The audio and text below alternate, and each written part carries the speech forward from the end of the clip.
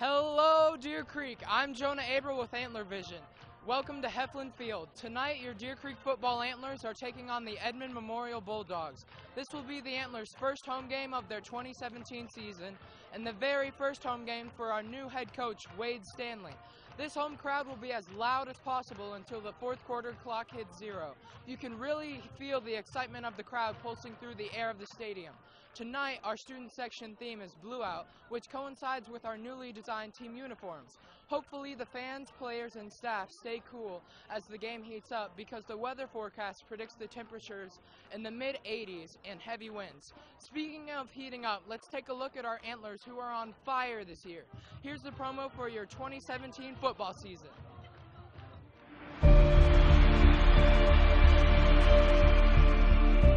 Step one. You know this is step one on the ladder. Do not be afraid, for I am with you. Do not be afraid. You go do your best tonight. You play as a team. You play as brothers. And we'll leave it out there and we'll get this thing done. And you guys get after it.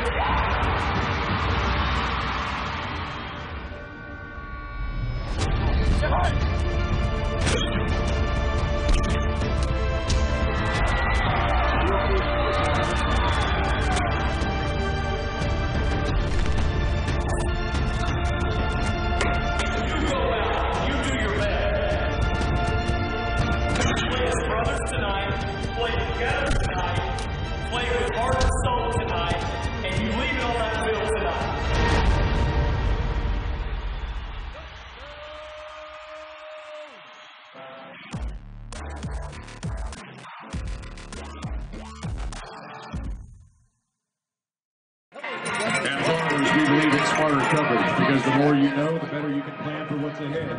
Find your local agent, Brad Willis, at 405-286-3600. We are insurance, we are farmers. McBride Orthopedic Hospital and Clinic is proud to provide premier orthopedic services to Deer Creek athletes and their families. Raising Cane's is a proud sponsor of Deer Creek Athletics. Thank you to Christina and her staff for all their support.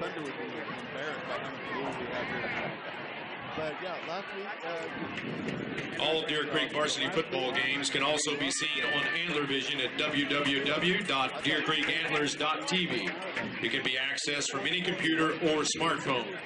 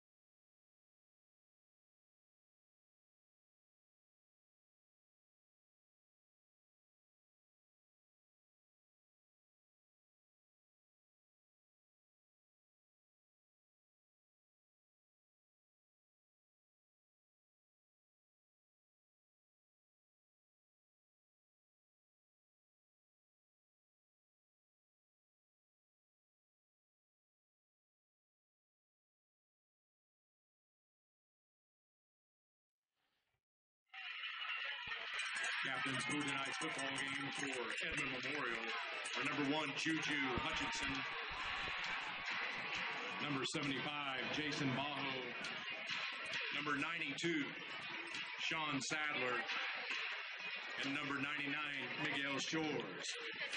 For Deer Creek, captains are number 5, Hunter Freeze, number 14, Jake Michael, number 43, Chris Stanley,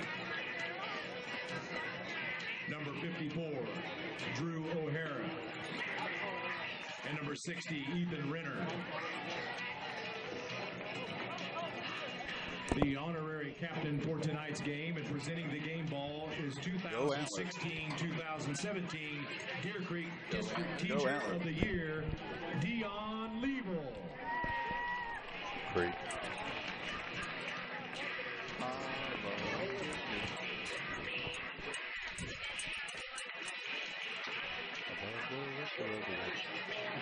Deer Creek would like to thank Mrs. Liebel for everything you do for our kids and our school. Once again, give a big hand to Miss Dion Liebel. Can you hear us? Can you hear me now? Can you hear me now? Sound beautiful. Thank you, Jerry. I appreciate that. Those new uniforms are awesome. Oh, I love the blue retro.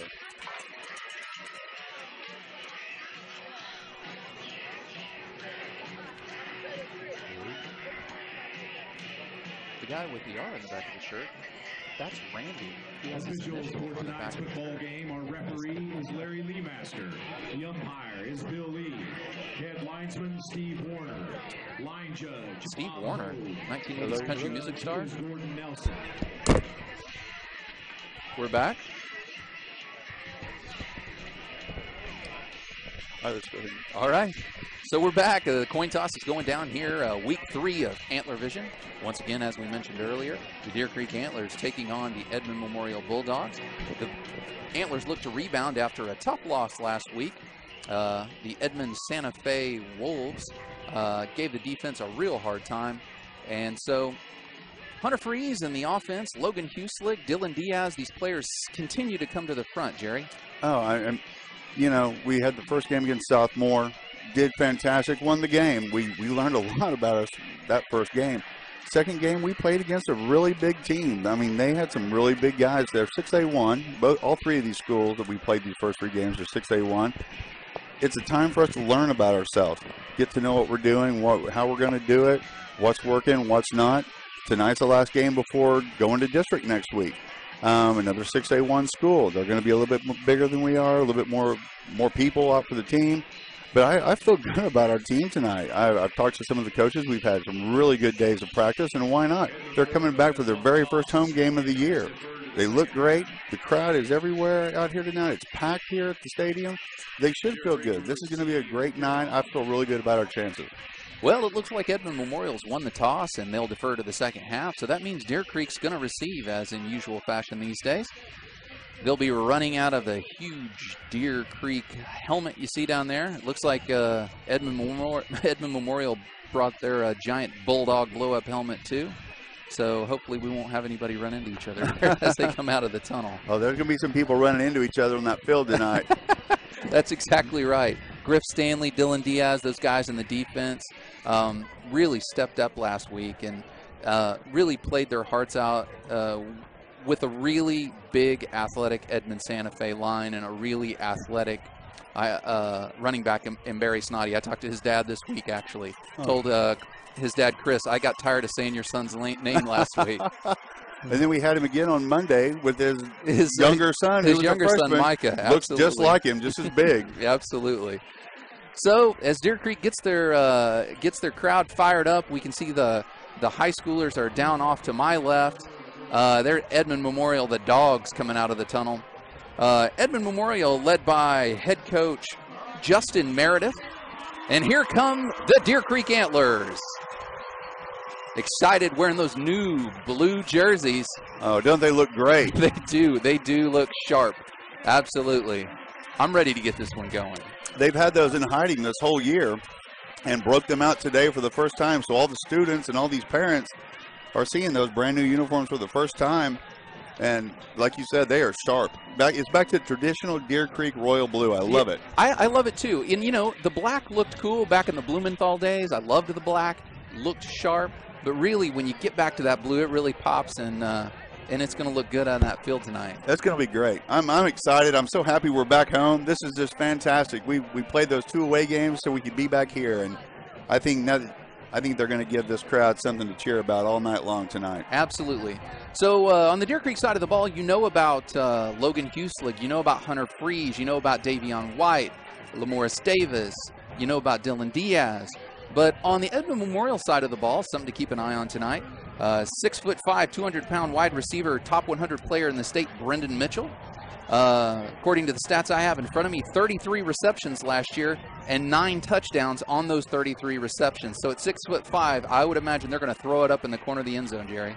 He sounds like he gets his money's worth out of his catches, doesn't it? Absolutely. 6'5", what I'm guessing, and I can't tell you, I've seen the Dogs play this year, but I'm guessing it's a lot of those go to the corner, pile on, I'm going to throw it higher than they can jump and knock down kind of plays. Yeah. So we just have to be fit, you know. Most 6'5" kids in high school that are receivers are kind of skinny. We need to be physical with him coming off the ball. Don't let him get to that spot, and he can't catch it there. That's absolutely right. Some other names you might hear tonight, 5'10", 150-pound senior Chris Pope, 5'7", 150-pound junior Peter Roll, some offensive linemen up in the 260s, Cole Benko, one down at 220, Peyton Tully. Some other names you might hear tonight, a linebacker Trey Hill, 6'2", 210, a senior. By all accounts, a heavy hitter, had 72 tackles last year. And one that everybody says is one of the better linebackers in 6A, Jack Onorecker. With a name like Onorecker, I think you've got to be a linebacker, don't you? I believe so. So that means that Ethan Renner, our 3-year starting senior at center, needs to get out on him. And if we can handle their front guys up front with just one guy, then our other guys can get out on those linebackers and we can make some plays. Absolutely. Tonight on the sidelines for Edmond Memorial head coach Justin Meredith. So the Antlers come onto the field. They're going to return this kick back deep to receive. Last week's touchdown on the first time he touched the ball on a kickoff, number 10, the sophomore Dylan Diaz. And the other side, you're going to have number 4, Davion White. This is special here for these kids, but this has also got to be special for Coach Stanley and his entire staff. This is their first game here at home at Deer Creek as well. We didn't have any scrimmages here or anything. So there's a lot of excitement in the stadium, a lot of excitement on the field. Let's play within ourselves here, and I think we can go do some good work. I am looking down below me, a really good crowd for the Blue Out tonight. So, of course, a thank you goes out to every single person in that audience that bought a Blue Out t-shirt. Right on, right on. That helps support the football team, the Booster Club, and we appreciate it. Go ahead, Jerry. I say it takes a village. There's been a lot of work going on here the past couple of weeks. This was our first ever Blue Out to do. And by the looks of it, we're going to have a second. We're going to have another one next year. And if we can keep the crowd like this all year long, I mean, this is the way Deer Creek is supposed to be. So Diaz and White back to receive the kick. Back to kick off. Number 36, Parker Renault, senior. He awaits the signal. Drop of the hand. And here we go. There's the kick. It's going to be fielded by the end zone. Nice kick by Renault. That's about 8 yards deep in the end zone. He has a probably 10 to 15 mile an hour wind at his back too. Deer Creek will be going into that the first quarter. If we can go make some hay right here, don't let the wind bother us. Go score right away. Absolutely. So you'll see the Edmond Memorial defense come on the field. Deer Creek offense gets the huddle and breaks. Gets the play and breaks the huddle. Pardon me. Trying to get in a rhythm tonight, folks. So Hunter Freeze will be back in the shotgun. Lamoris Davis will be off to his right. We'll have Davion White at the bottom of your screen. We'll have twin receivers to the top. I believe that's Logan Huselig and Paxton Gary. Freeze will await the snap. There it is. Fakes the handoff. Rolls out to his left. Nice. That was a quick pass out for the big man, number 12, Axel Welch. I've been waiting for us to get him involved. We haven't thrown him the ball much in these first 2 games, but he's a big target out there. And from an old quarterback, your tight end is your best target. That's your best friend a lot of the time. Yeah, I mean, he's a big target for 6A, any level in this state. 6'4", 210. That is a big, big guy. So here we go again, Freeze in the shotgun. Lamorris Davis offset to his left, single receiver to the bottom, and twins to the top. He awaits the snap, and there it is. It's a quick handoff to Davis. Runs into traffic. It's going to be brought down for about a gain of 4. That's going to bring up second down for the Antlers. Yeah, about 4 yards on that play. We got 3rd and 6 coming up here, and it would be nice if we could get this first down and keep this drive going right away. Looks like one of the big Bulldogs in the middle, number 99, Miguel Shores, lost his helmet, so he's going to have to come off. Good, because he's a big guy. That's exactly right. So now we got Huslick alone at the top of your screen. We got Gary and White to the bottom. Freeze is in the shotgun. He's got Davis offset to his right. It's going to be a flag on the field, Jerry. It looks like illegal procedure by us. Both of our receivers jumped off early. I don't know if they were watching the ball or if we were getting the messed up on the snap count, but that's all right. That just gives us more yards to throw for right here. Yeah, absolutely. They were ready to make a play with Shores off the field, I think, maybe. So Huslick comes to the bottom of the screen. So he's going to stay down on the bottom of your screen with Gary. He's going to send White as a single to the top. They break the huddle. Freeze will be in the shotgun. Davis is going to offset to his left this time. Freeze gives him a little hand motion there. Make sure we're all in the right places. Davis goes in motion. Freeze looks his way. High pass to Huslick. Huslick catches it. Huslick makes a move, but is tackled from behind by number 94, Clayton Hedges. It was that first cornerback that kind of just messed up the works there on that play. Just held it up just long enough for us to not get behind those linemen. That's going to bring up 4th down and 11 for your Antlers. In the kick for the Antlers, number 8, Preston Seibel, back deep. Number 8, Cole Emmons is going to be in to return. That's Cole Emmons, a 5'10", 167-pound junior. There's Seibel. Looks at it, then goes ahead and kicks. Emmons tells people to get away from the ball.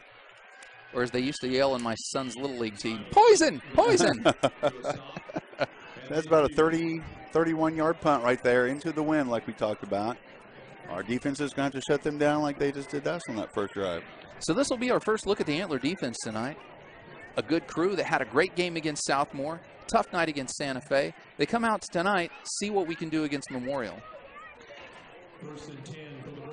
It's going to be 1st and 10 for the Bulldogs. Into quarterback for the Bulldogs, number 10, Blake Burgess. We'll have twin receivers to the top and bottom. We'll have an offset back to your left. Burgess will take the snap and hand off to a small in stature, Darius Parker, 5'7", 170-pound sophomore. He's small, but he can get in behind those really big offensive linemen they have, and he's hard to see. I feel like 170 may be a bit light. He looks like he's kind of got a little bowling ball going on there. Burgess looks to take the snap. Again, another handoff to number 20, and he finds space. He gets, you know, I talk every week. He looks like he's eventually brought down a little bit by his own feet, and then, of course, by number 56, Garrick Johnson. Yeah, he may have a bit of, I mention it every week, there's always one player that has hard to tackle in a phone booth on his resume, and that may be this guy tonight. We need to find a way right now. Absolutely. Burgess is back in the shotgun. He's got trips to the top and a single to the bottom. The back is offset. Quick, nice recognition by the defensive back. Number 41, Parker Johnson on the quick coverage. That was supposed to be a quick out, Jerry, and that wasn't going to work. It was. You can tell we watched film because he jumped right on that, and Griff Stanley, our nose guard, got out there and cleaned up the quarterback. There couldn't have been better recognition. So it's going to bring up 2nd down and 9. Burgess is back in the shotgun. He's got twins to the top and twins to the bottom. Offset back to his left. Quick pass now to the other side. Same play to the other side. Number 21. It's going to be knocked out of bounds by number 34, Logan Stanley. And is that number 10, Jerry? Yes. No, that's not number 10. That's number 10 is that's number Dylan. 18. That's number 18, Aaron Ray. Of course, that was little number 20, Darius Parker on the catch. It's a big play. Absolutely. It's going to be 3rd down and 3. Burgess is in the shotgun. Twins to the bottom and top. Got a man in motion. That's number 21. He has a little room. He's going to be brought down after a 1st down gain by number 23, Jacob Johnson. And pardon me, that was that wasn't the little guy Darius. That was number 23, Dakari Charlton, on that catch here on the other side last play. And that was also Dakari Charlton on that carry. So that's going to bring up first down and 10. Single to the top, trips to the bottom. Burgess is in the shotgun. He's got an offset back to his left. Looks for another quick pass outside. Good coverage. Doesn't have anywhere to throw. Throws it in the ground. Intended for number 81, J.J. Ruff. On the coverage there was number 10. I believe that was Dylan Diaz on the coverage. If there's a ball around Dylan Diaz, you can pretty much call his number and you'll get it right most of the time. So as the season goes on, we'll use tons of football cliches. I think we'll use ball hawk on Dylan Diaz. Burgess is back in the shotgun, single to the top, trips to the bottom. Quick handoff to the little guy. Tackled by number 13. That's Isaac Rowaye, and number 8, Preston Seibel. That was a big stop right there. This is a huge play. 3rd and 9. They're inside our 15-yard line. We've got to stop them here and make them kick a field goal. The defense has got to stiffen up here. The defense is going to see one single receiver to the top. They're going to see 3 receivers to the bottom. Burgess will be in the shotgun. He'll have an offset back to his right. It's going to be a quick pass and a hit, and he goes down. Logan Stanley just lowers the boom on number 2. That's the guy we were talking about, big Brendan Mitchell. Now, he made a good catch and got the first down there at the 5. It was a really good hit. We need more of those. So that's going to bring up first down and goal from the 6-yard line. We've got to stiffen up here. I mean, we've been famous after 2 games for goal line stands. We need one right here. You got number 21, Dakari Charlton, at the bottom of your screen, and you've got that big Brendan Mitchell at the top. Burgess is in the shotgun.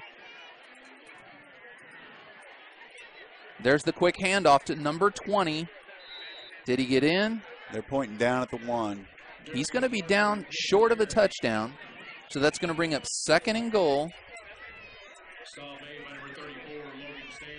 Logan Stanley on the tackle. Here they come right up the middle, boys. Yeah, they're going to try to go quick again. Here's Burgess in the shotgun. Low snap, handoff again. He got in that time, Jerry. Yeah. What he did was, it was very smart for a running back. He lowered his head and went underneath everybody else. I mean, all he had to do was go for 1 yard there and essentially just drove in behind his lineman. Here's something real strange. This is interesting. So we've got a single center, but they were just fooling. So here comes the extra point attempt, and I'm sure that we'll see something out of that later if they need to. Into kick number 36, Parker Renault. Extra point is up and good. So that brings the score with 7:34 left in the first quarter. Edmond Memorial 7, Deer Creek 0.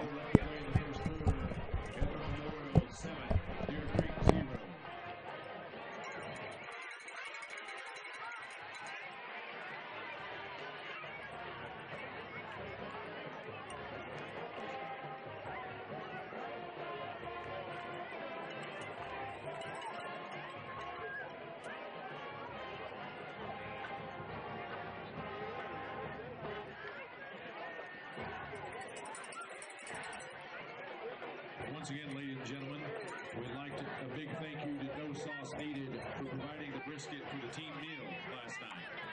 We appreciate them very much.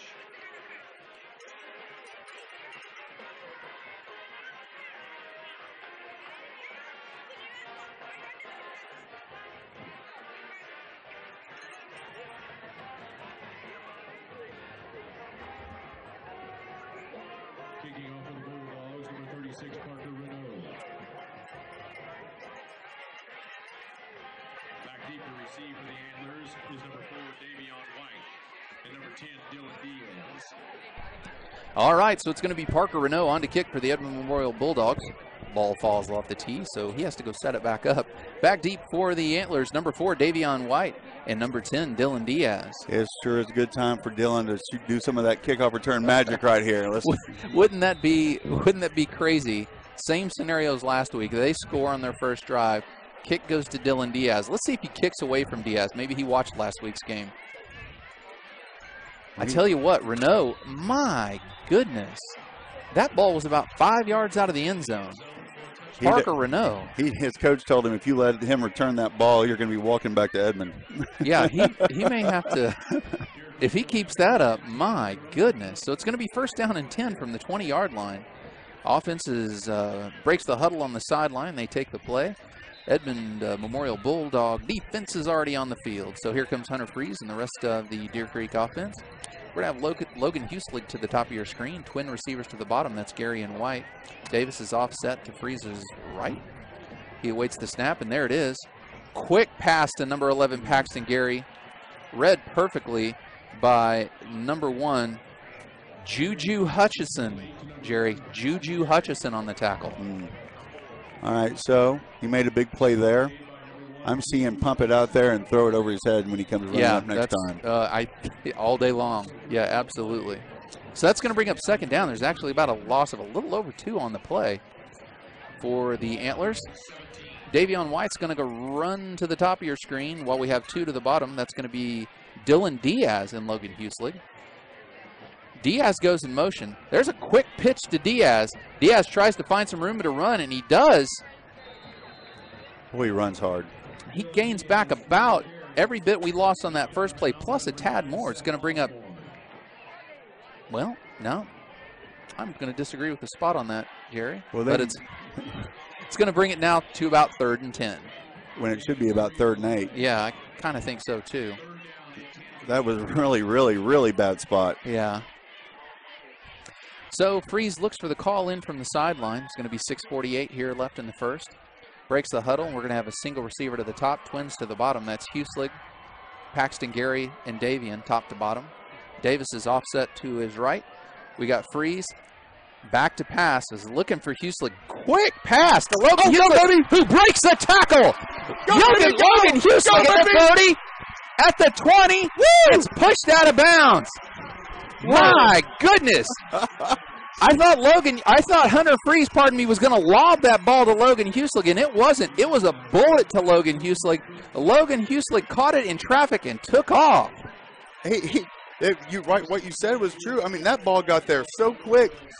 Huselig caught it, and I think they thought, oh, we'll just tackle him. And he was like, no, you won't, and ran through 3 guys and then went 60 yards. So it's going to be 1st down and 10 from the Antler 18. You're going to have Freeze in the shotgun. You're going to have twin receivers to the top. That's Huselig and I believe Gary. You're going to have Davion White all alone down here at the bottom of your screen. That's going to be a quick handoff to Davis, who gets wrapped up by number 33. That's Dagnabbit. That's going to bring up a loss. About a 2-yard loss. We'll see where that spot. No, they're going to give him forward progress. All right, so back to the line of scrimmage. Yeah, good. Okay, I don't know. I wasn't from this angle. I wasn't sure he got back to the line of scrimmage. Our passing game has been fantastic this year. We really need to get our running game going. You know, give those big boys up there a chance to knock some people back off the ball. They're doing a tremendous job pass blocking. Freeze awaits the snap. There he is. Sets his feet. Oh, there was a pass for number 12, Big Axel Welch. Couldn't quite hold on to it. That's going to bring up 2nd and just under 10. It's going to be 3rd and 10, I'm sorry. Or, pardon me, 3rd and 10. Yeah, Hunter's throwing the ball with some speed on it tonight. This is a big play right here. 3rd and 10. We are in field goal range, but, boy, we want 7 right here. Absolutely. Freeze awaits the signal from the sideline. He gets it. Huselig goes to the top of your screen. Diaz is going to run up there and be with him at the top of your screen. Again, you're going to have Davion White at the bottom of your screen all alone. So Freeze is in the shotgun, brings Diaz in motion, fakes the handoff. There's a quick screen to number 2, Davis. Cuts back inside, 5. Touchdown! Touchdown! Give him the touchdown! Yeah! Woo! Touchdown, Deer Creek! Lamoris Davis, screen pass from Hunter Freeze. That was awesome. There's the fight right there. You give that young man just a little bit of space, and look what he can do with it. He may be small in stature, but he's got a heart and muscles. I mean, he pounded that in there. Fantastic play call on a 3rd down. Fantastic play call. Alexi Oldham in to kick your extra point. He awaits the snap, and there it is. Up and good. There are the arms, up and good. So that brings the score to 7-7. Quick response, quick strike, and quick score by Deer Creek. It's 7-7 with 5:48 left in the first.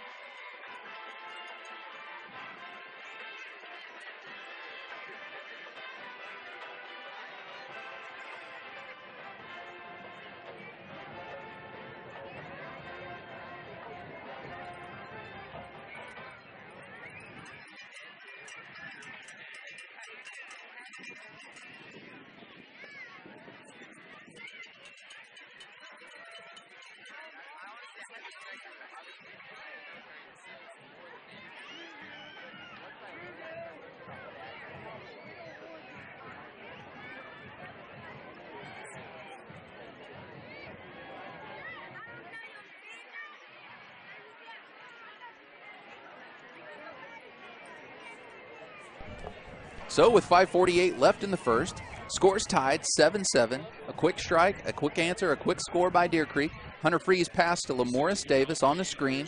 3rd and long. What a great play call. Wow, that was. So Alexi Oldham's going to be in to kick for your Deer Creek Antlers. We'll see if he can kick it out of the end zone as well. Back deep to receive for the Edmond Memorial Bulldogs. I'm trying, folks. That looks like number 1, Juju Hutchison. I'm not going to bet on that, though. And I could be wrong. I reserve the right to correct myself later in the broadcast. So Oldham awaits the signal. And here's the kick. High kick. Fair catch called. Fair catch called for by number 15, Jack Onerecker. There's that linebacker you were talking about earlier. Absolutely. He kind of does look like a wrecker. We'll have to keep an eye out for him the rest of the game. That's going to bring the Deer Creek defense back onto the field. Hey, they've had some time to sit over here with the coaches. That's what you always want. I mean, look, they came down and scored on us. What I saw was working was them pounding the ball up the middle. Coaches saw the same thing. They've had 4 or 5 minutes over here with them. Let's see if we can make an adjustment here and shut that down. Absolutely, absolutely. As much as we loved that kickoff by Dylan Diaz last week, it's tough for that defense to go right back on the field. So they got a little rest here. Burgess is back in the shotgun. That's going to be a quick handoff, this time to number 29. Number 29, Nate Williams. So that's the 3rd different ball carrier we've seen from the Bulldogs this far. Looks like they're trying to do it by committee, maybe. Absolutely. I'd say thunder and lightning, but I don't know what else I can say. What a rain? I got nothing, Jerry. Burgess is back in the shotgun. He's got twins to the top and twins to the bottom. It seems like they like this formation. Fakes the handoff, and there's a quick pass to the big man. He's going to be brought down by number 23. That's Jacob Johnson. That's big Brendan Mitchell on the catch. Well, they got a first down there. They're having trouble with their snaps. I mean, the quarterback's doing a great job of getting it. I think we're going to get one of those tonight. They're going to end up rolling one back, and we're going to get a fumble recovery. So we've got Mitchell to the top of your screen, twin receivers to the bottom. Burgess with a quick handoff again. Brought down for a loss. That's number 29 again, Nate Williams, but brought down. Well, they'll call forward progress. No, that's going to be a loss of about 1. Keegan DeMario knocked his lineman back into the backfield, and he ran into his own lineman right there, too, to slow down his progress. That's what you got to do, shove him back there. I think Keegan DeMarlo must be working out, Jerry. Twin receivers to the top, twins to the bottom. It's going to be another quick handoff. Finds a little space this time, but not much. I believe that's going to be Nate Williams again. It is on the carry. It looked like Griff Stanley on the tackle, and maybe also number 29, Dylan Beers, one of the Dylans. This is the big play right here, 3rd and 8. We got to stop them. Absolutely. So here goes the Bulldog offense. Burgess is back in the shotgun. Twins to the bottom and top. They love this formation. There's the quick pass to Mitchell. Oh, my goodness. Miscommunication, and Burgess just got leveled by number 13, Isaac Hawaii, and number 10, Dylan Diaz. You want to help your secondary out? Get to the quarterback. Absolutely. He threw that before the receiver and turned around for the ball. That's why he almost had the interception. Great job by Isaac right there. For as big as Mitchell is, we have done a nice job covering him tonight. And our defense has not given sometimes, like on that play, a chance for Mitchell to even make a catch because the quarterback's got to throw a bad pass. So fantastic. So back to receive the punt, number 10, Dylan Diaz. That looks like, who knows if that was intentional or not. So that punt's going to end up falling dead and be downed by number 7, Jerome Carter, about the 19-yard line, Jerry. Hey, we stopped them. They had good field position off that kick. We stopped them, made them kick us the ball. We got the ball back. Let's go score again. You're exactly right on that pressure. Last week we didn't get to see Isaac have a lot of good pressure, and tonight he's already come up big twice. Deer Creek offense comes out onto the field. They're going to send Paxton Gary to the top of your screen with Davion White. They're going to have Huslig at the bottom. Freeze is going to be in the shotgun, and he's going to have Lamoris Davis off to his right. There's the quick handoff to Davis. Davis stutter steps. There you go. Then makes his way around an offensive lineman for a gain of about 6 yards. He came up to where he thought the hole was. There was kind of clogged up. give a little step, get to the outside. Our line did such a good job of holding their blocks, he was able to get upfield. Absolutely. You talked earlier about the Edmond Memorial back not being able to be found behind the line. Same case there, I think. Freezes in the shotgun, twins to the top and single to the bottom. Looks to pass, but drops it, brings it down and run. A little spin move there.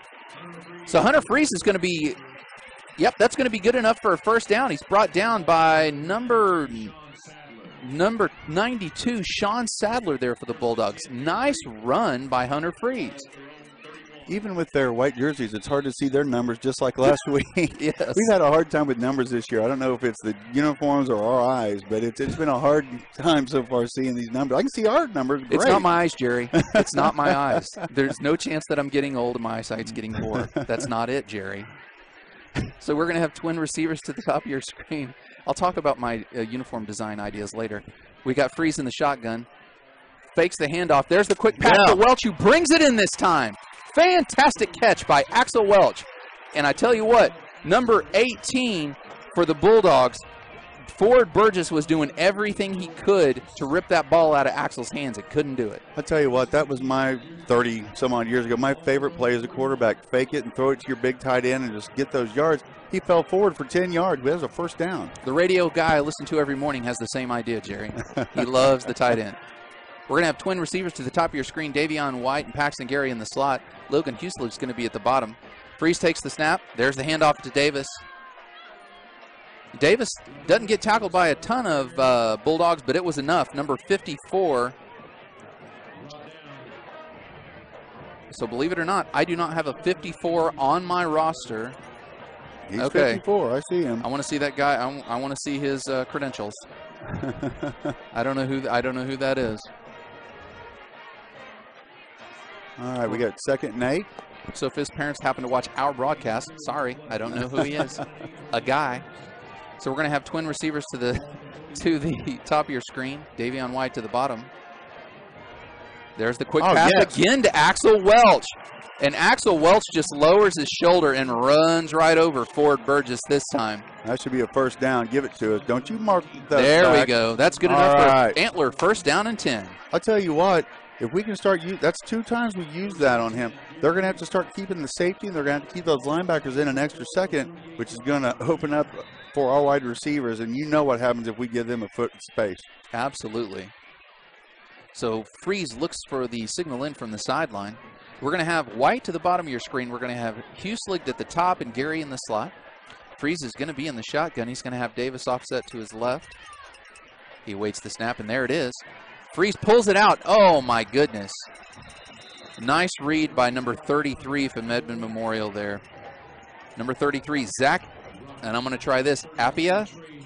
There you go. Pretty good. They brought the house on that. I mean, they brought several guys. They blitzed in there trying to make that stop. If he gets by him, there was clear space after that. You're right, and he had him by the calf. I mean, it wasn't like he nailed him and planted him right there in the backfield. Freeze had an opportunity to make a move and just couldn't quite get out of the grasp of Appia. I don't know. I hope he doesn't make a lot of tackles tonight. That name's hard to say. Number 4 at the top of your screen, Davion White, twins to the bottom. Freeze is in the shotgun. Looks to pass, finds room to run, takes off. Nice run. Nice run by Hunter Freeze. He got 12 yards out of that. And 5 because he didn't run out of bounds. He found a niche and turned it right up at the sideline there. That cornerback was 1 foot away from being knocked out by Huslig. Huslig came back and tried to put a block on him there at that last second. I mean, it was one of those, I was watching that. He was so close, but the spirit of those guys coming back trying to make blocks and do things like that, that is part of a winning system and a winning team. We always talk every week about blocking wide receivers, and Huslig just about made SportsCenter by knocking some poor guy. Oh, my goodness. Okay, so Freeze takes the snap, rolls out, makes it through traffic, keeps his feet, and makes another move. That's going to be close to a first down. I thought Hunter Freeze, they had him dead to rights there in the backfield, Jerry. I did too. We only have 5 seconds left in the quarter. This is going to be interesting. The coaches get to talk about it, about 1.5 yards short of that first down. And so that's going to be a timeout, Deer Creek. So, oh, pardon me, that's the end of the first quarter. End of the first quarter score, 7-7. It's tied.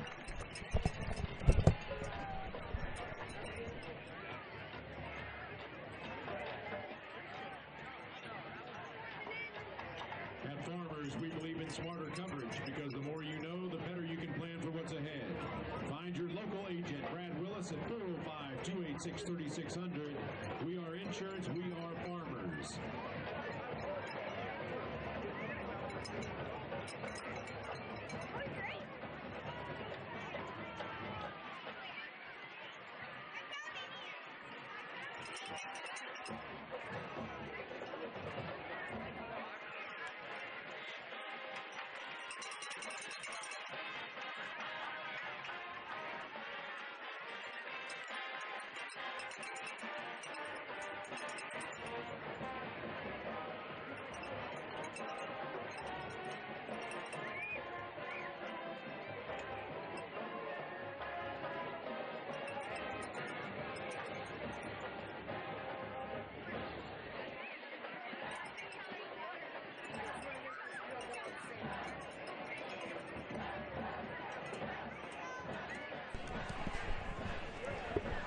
All right, here we go, JD.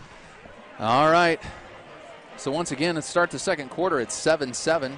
You've got J.D. Shackley and Jerry Broughton here in the booth at Deer Creek. We got the offense on the field. It's 4th down and 1. We got the offense on the field. I like it. Hueslig's telling somebody to get off. Davion White comes off the field. So now we've got Hueslig at the bottom of your screen, Gary in the slot. Hunter Freeze is a receiver. They put Hunter Freeze at receiver. We've got Dylan Diaz at quarterback. Go, Dylan. Pound it. Oh. Look at that. My goodness. He got the first down, but there's a flag down here by the line judge. 5 men on the line of scrimmage. That's going to be 5 yards on us. He said we only had 5 men on the line of scrimmage, and it's the referee right in front of our coaches. He's trying to explain it to him. I didn't see it. It looked like we had people lined up to me, but that pushes us back 5 yards. Dagnabbit. We had a first down there. So let's see what they do here. Let's see if they bring in the punter. I don't think so. they will. All right. I love this call. It's not a district game. When we could win by 100 or lose by 100, it doesn't really matter in us making the playoffs and things. Hey, there may be a time later in the next 7 games we need a 4th and 5 at some time. Let's see what play we're going to run here. Absolutely. So we'll have Freeze in the game. Hueslig looks like he's going to the top of this. No, Hueslig's in the huddle. So we'll have Gary in the slot, White at the bottom. Now Hueslig goes to the top of your screen. So you're going to have Freeze in the shotgun. Davis is off. Quick kick. Fantastic. Quick kick by Hunter Freeze. Get down there and get it. Hustle. Nice. Oh, yes. Fantastic.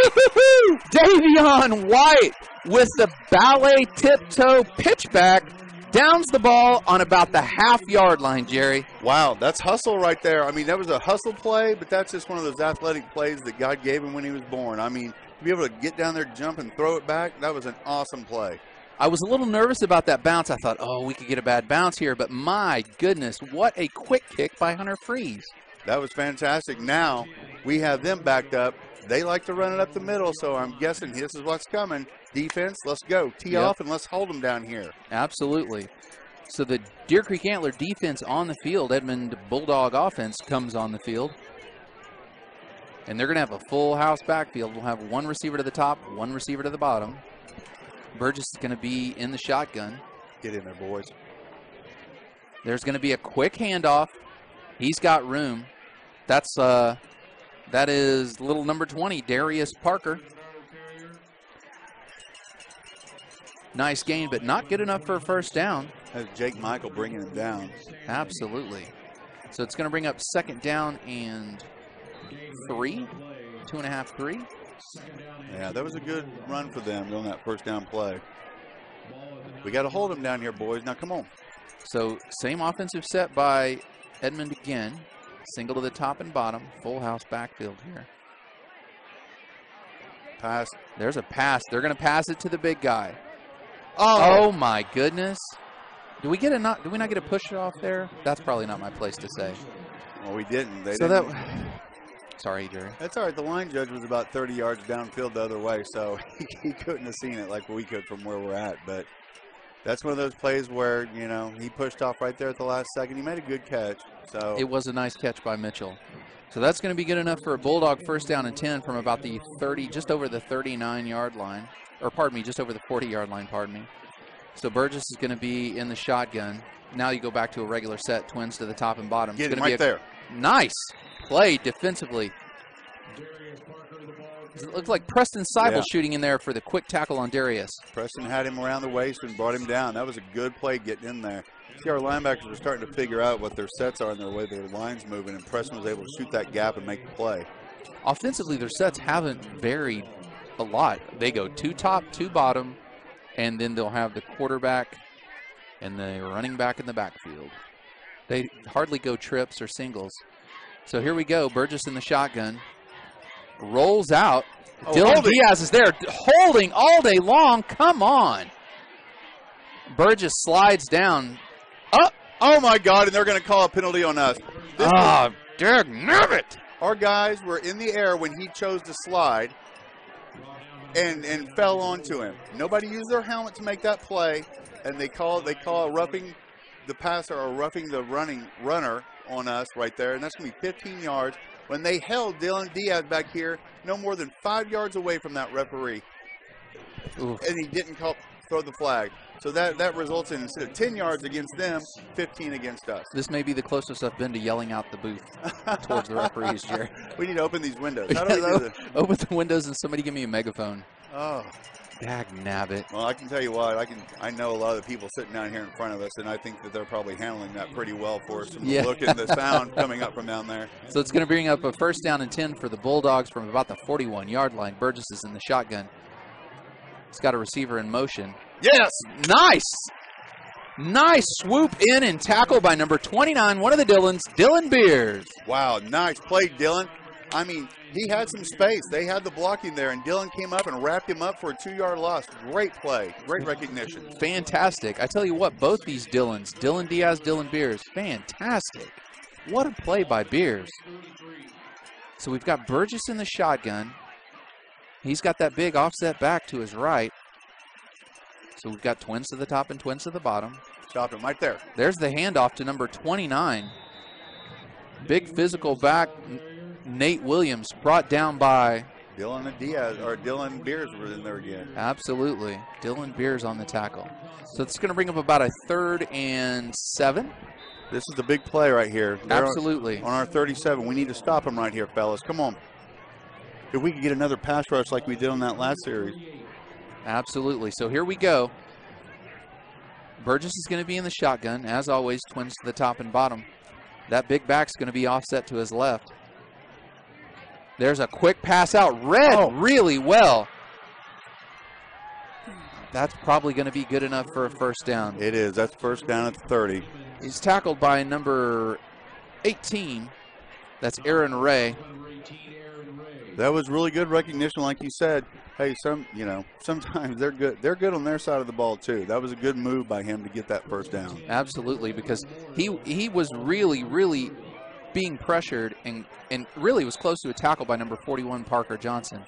So here's Burgess, got that full house backfield again. Got singles to the top and bottom. There's a big handoff to number 29.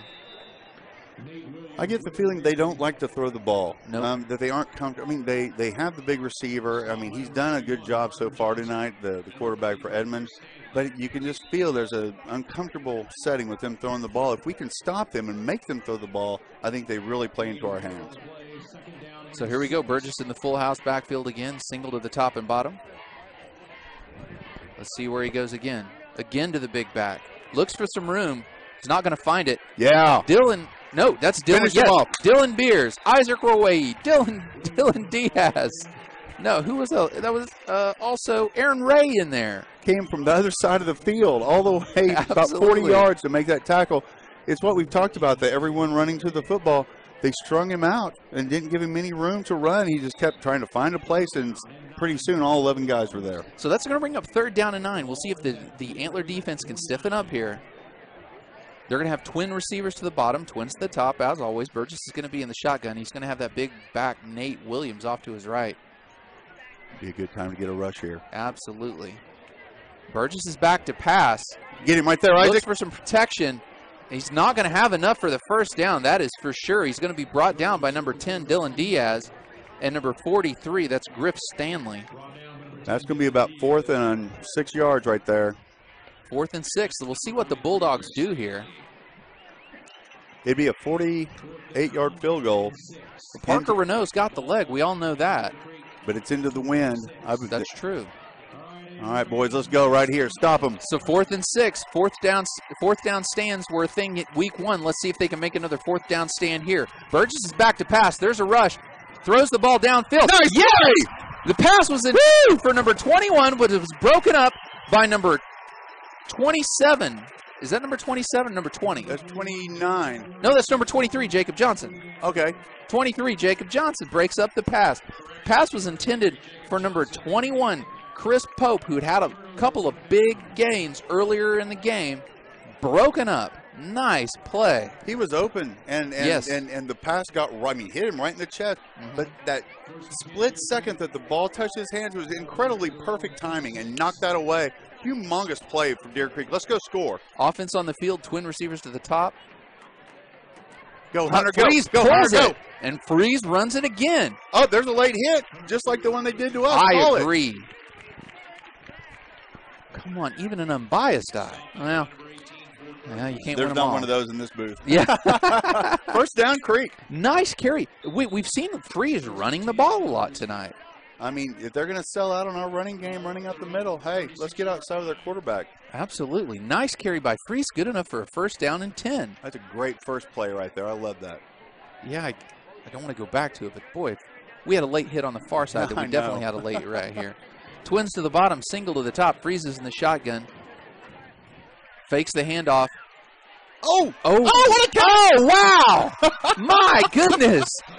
Ford Burgess almost makes that interception, tips it up, and Axel Welch pulls it down and runs. Wow, they got pressure on us, and that's one of those ones tomorrow in films, Hunter will be like, yeah, I should have ate that one. But, you know. Sometimes it works out. Sometimes it works out. Thank you, Lord. Yeah. So we got twin receivers to the bottom, single to the top, Freeze in the shotgun with Davis offset to his left. Looks like we're looking to the sidelines for maybe a change in play. 5:12 left in the second quarter here. Freeze back to pass. Quick out to Logan Huslick on the edge. Steps right out of bounds. Oh, is it? It looks. He caught the ball. Yeah. All right. So it's going to be third down and about 3 here. Oh, pardon me, 2. Let's say a long 2. Yeah, long 2. Absolutely. Well, it's a big one. Let's get this first down, boys. Come on now. So here we go. Keep it rolling. So we've got a single receiver to the top, twins to the bottom. Freezes in the shotgun with an offset back to his right. There's another quick pass to Welch. They're going to Welch again. Pass is broken up by a Bulldog that looks like Ford Burgess. Gets up with a little hitch in his get along. We had 2 receivers right there close to each other, and I think it was the off defensive back that unwittingly got his head right in the way and knocked the ball loose there. So we're going to have Preston Seibel, number 8, come on to punt for the Antlers. Back deep to receive for the Bulldogs again. That's the wide receiver Emmons for the Bulldogs. So Seibel awaits the snap. And there it is. Does that little roll out and boot. High into the air. Nice. Hang time called for a fair catch by Emmons. Good punt. He'll fair catch at about the 12-yard line. That was 38. That was an over 40-yard punt right there with no return. That's a great play right there. You know, we keep seeing Seibel roll out like that, roll out like that. One of these times, he's just going to tuck it. He's going to keep rolling. He's going to tuck it. Absolutely. And some poor unsuspecting guy on the edge is just going to get trucked. I mean, Preston has played running back for this team since he was a freshman in the past 3 years. And he's made some big runs and was a really big part of our offense the last year. Yeah, you know that's back in Coach Stanley's pocket. He's just waiting for it. Absolutely. So the Edmond Memorial offense comes back into the game. So we're going to have twin receivers to the top and twins to the bottom, as usual. Very rarely stray away from that. Burgess is going to be in the shotgun, waits the snap. Here comes the Deer Creek linebacker. Oh, quick pass, but Burgess overthrows That looked to be number 87, Ben Parkhurst, on the edge. Yep. Aaron Ray on the coverage there. He was coming up to make the tackle. It would have hit him right in the head. Good coverage out there. Make him throw it over your head. Let's go, defense. Let's stop them. Make them punt from way down here. All right, so here comes 2nd down and 10. Twins to the top, twins to the bottom. Burgess is in the shotgun.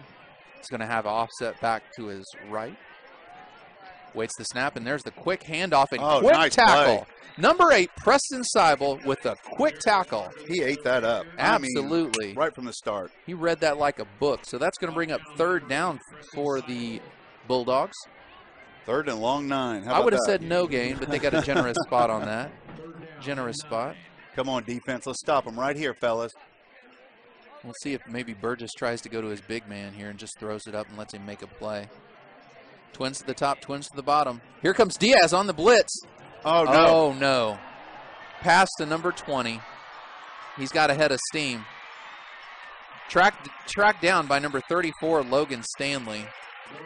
That was the exact play OU ran against Ohio State to Flowers the other day, where they ran him out, and our guys ran right by. He didn't block him because he was going out in the pattern. Yep. Absolutely. So nice throw and catch by Edmond Memorial. It's going to be a big gain. Brings up a 1st down and 10 at about the 28-yard line for Edmond. All right, let's bow up, boys. Come on now. Absolutely. So here we go. Burgess is in the shotgun. There's a quick handoff to the big guy, Nate Williams. Nate Williams is immediately contacted. Let's see who crawls out of this pile. This is number 29, Dylan Beers, one of the Dylans. He had him by the feet and just wouldn't let go. I mean, way to get in there. We still need to come up with a good nickname. The Dylanic Duo, Dynamic Dylans. I got nothing. We'll have to let some of the younger people here we're with come up with that. We'll take a poll. So Burgess is in the shotgun. Fakes the handoff to the big guy. Passes to number 8. Knocked out of bounds by number 34, Logan Stanley. That's going to be good enough for a Bulldog 1st down and 10. We really need to stop him here now. There's 2:54 left in the half. We need to stop him here, get the ball back, and see if we can throw the ball downfield. We know we can do that. So we got, as usual, twins to the top and bottom. Got the big back off to his left. There's a handoff to the big back, and he's got some, hurdles a player. He's brought down by number 10, Dylan Diaz. Oh, pardon me, number 20, Hunter Smith on that tackle. I bring 2nd and 1. You know they're going to come up the middle again. Yeah, absolutely, Jerry.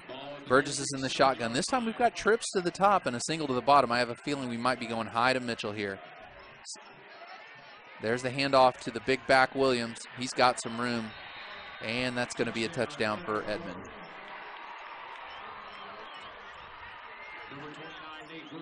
He's a load to bring down, Jerry.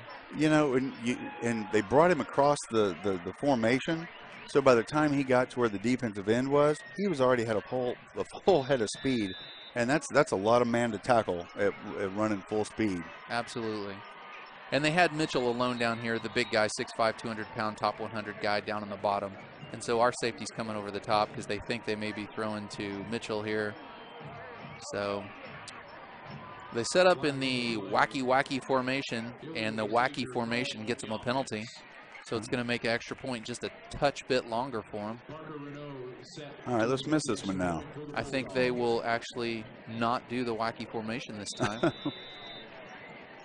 So Parker Renault in to kick the extra point. And from what we've seen of him, it should be good, and it is. So with 2:18 left in the 2nd quarter as we head towards halftime, your score, Edmond Memorial 14, Deer Creek 7.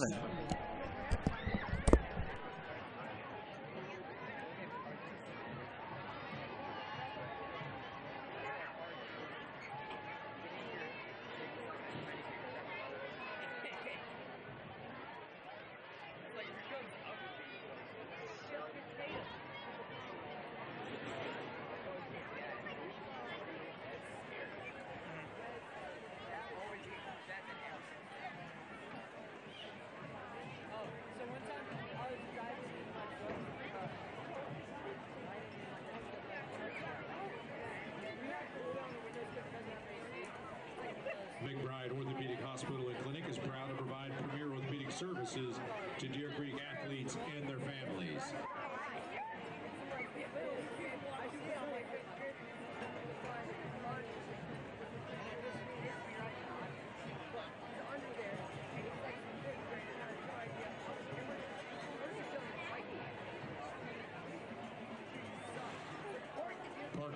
Set to kick off for the Bulldogs.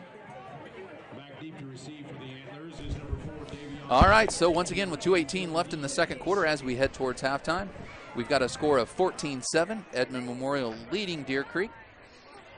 Back deep for the Antlers, we're going to have number 10, of course, Dylan Diaz, and number 4, Davion White. Let's see if he can kick this one in the end zone or not. Now would be now would be a perfect time for Dylan Diaz kickoff return. We're heading towards halftime, honestly. Oh, that'd be awesome. We got a rest coming on. So let's just get that easy 7. Let's see if they try to pooch it like we did earlier. Because I don't exactly see Edmond Memorial's offense as a chunk yardage offense so far. They've had one big play. But otherwise, they just grind you. Yeah, they're pooching it High to us. kick. They will not give us a chance. Oh, my goodness. No, he called fair catch. He called fair catch. Called fair catch. I think if everybody at home just heard. He called fair catch. He did call fair catch. Yeah, the flag's down. All right. Okay, good. My comfort level has just increased because he did call for a fair catch. Let's see, are the Edmond Memorial coaches are even trying to argue it here a little bit. That's okay. You got a late hit penalty earlier, so let's call it even. That should be interference. That should be 15. Absolutely. Which gives us the ball on their side of the 50. Let's go score right here. I almost came through the window I just opened up there in the press box just then on that. We may have to tether you down some kind of safety harness. I don't want you falling out of the window. Saw a few people turn around down in the stands, and I think some of these nice people over here that we're working with. So with 2:18 left in the second as we head towards halftime once again here. It's going to give Deer Creek good field position. You know what I feel, Jerry, here? I feel a pump, the old patented pump fake coming on by Hunter Freeze. And Logan Hueslig, we're going to see him take off. Who's it going to be that's going to be burnt on films tomorrow? Let's go, boys. We got Diaz in the slot, White at the bottom. And then at the top, we've got Hueslig. We've got Freeze in the shotgun. And we've got, that's Jacob Johnson offset to his right, I believe. Reverse. Go, Dylan, go. He's got room. He does have room. Hunter, block, Hunter. Nice run. Woo! Nice carry by Dylan Diaz on the reverse. Wow, we had a lineman, and then you had your quarterback out there leading the way. You want to endear yourself to your team. Get out there and block, Hunter. That was a heck of a job. Let's say his name. Number 70, Tyler Boykin stepping out there, trying to find whoever he could level so Dylan could make it around that corner. We'll say he sealed the end right there. He sealed it. Yes, absolutely. So here we go. That's good enough, of course, for an Antler first down and 10. Got Freeze in the shotgun. Single receiver to the top, twins to the bottom. Now Davis is back in the... Oh, my goodness. In and out of the hands of White. Freeze was under pressure and was backpedaling. Hit White in the hands, but White just couldn't hold on to it. Well, we were trying to throw a little screen there, and their defensive lineman actually read the play and did a good job and just stayed right in the middle. And he's a pretty big guy. You had to throw around him. Absolutely. So that's going to bring up second down and 10 from about the 31-yard line. We're going to have a single receiver to the top. That's Logan Hueslig. And then we're going to have two to the bottom. That's going to be Paxton Gary and Davion White. Davis is back in at running back. Freeze is in the shotgun. There's a quick handoff to Davis. Oh, who's going to be brought down for a loss by number 37, Junior Zangara. Nice play and nice read by Zangara there to bring Davis down. He was up stacked on the end of the line right there, and he almost got out to the outside. There was one guy left to beat, and that was the guy that got him. Absolutely. So here we go. It's going to be third and about 14 yards. We're going to have White and Gary to the top of your screen. Hueslig all alone at the bottom. Freeze is going to be in the shotgun. He's not going to have Davis offset to his right. It's Logan time. Yeah, I feel it too. Here comes the patented pump fake. Timeout, Antlers. I call it patented because he really gets his head into that pump fake. Yeah. So that's going to be timeout, Deer Creek. So with 1:21 left in the second quarter as we head towards halftime, It's Deer Creek 7, Edmond Memorial 14.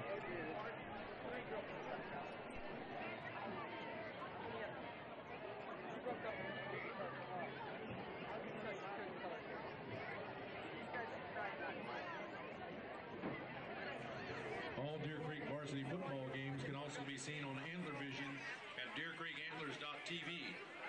It can be accessed from any computer or smartphone.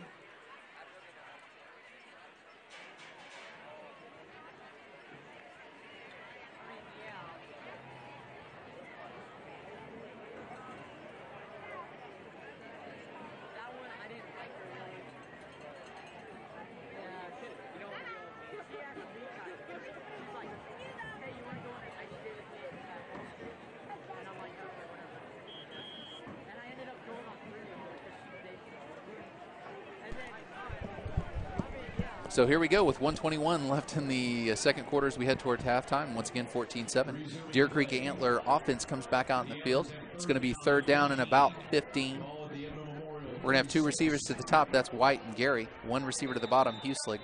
Freezes in the shotgun with Davis offset to his right. We'll see what happens. He waits the snap. There it is. Oh. Pulls it Hunter. down. Nice run by Hunter Freeze. And they pile on him at the end again. And no call. Hunter Freeze with a nice pull down and takes off because he had room to run. So that's going to bring up fourth down and about 8 with a minute, just exactly a minute left in the game now. I say we milk this down a little bit, call a timeout, see what we want to do. We've got 2 timeouts remaining in the half. We can run the clock down here on fourth down, pick our best play, get it, fantastic. We can still go score. We don't, doesn't give them time to go mess around and try to score on us. They've got a timeout left, and there's another timeout by Deer Creek.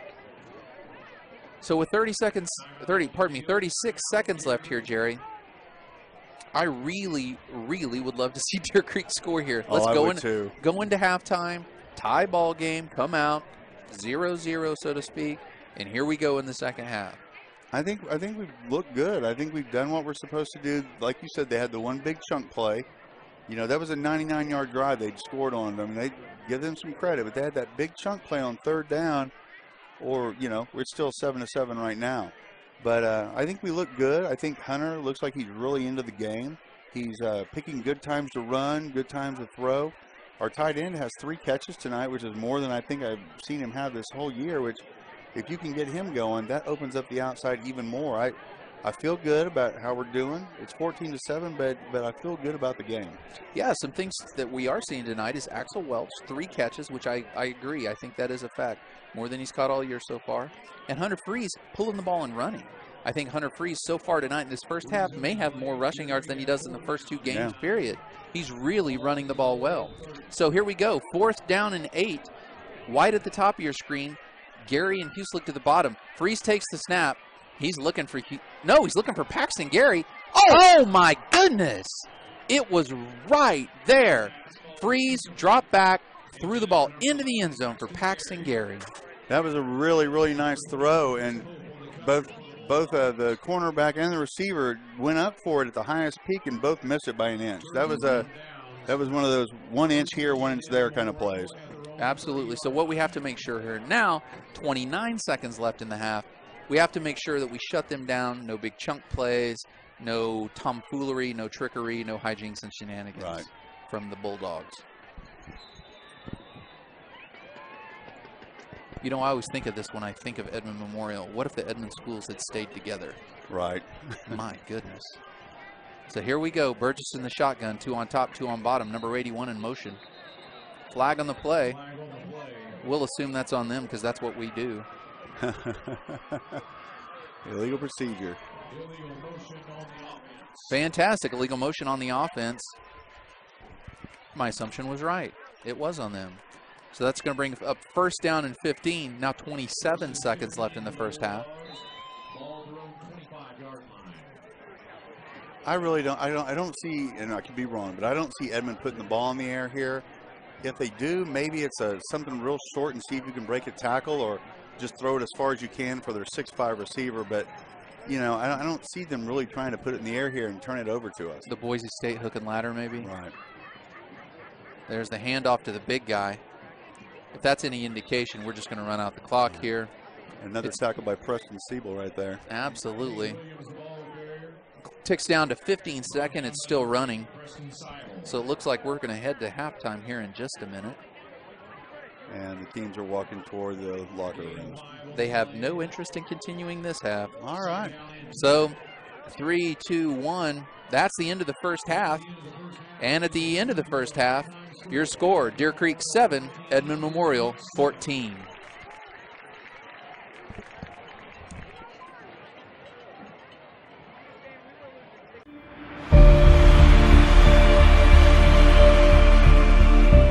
Guess what?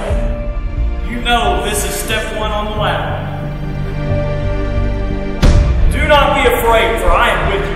Do not be afraid. You go do your best tonight. You play as a team. You play as brothers. And we'll leave it out there and we'll get this thing done. And you guys get extra time.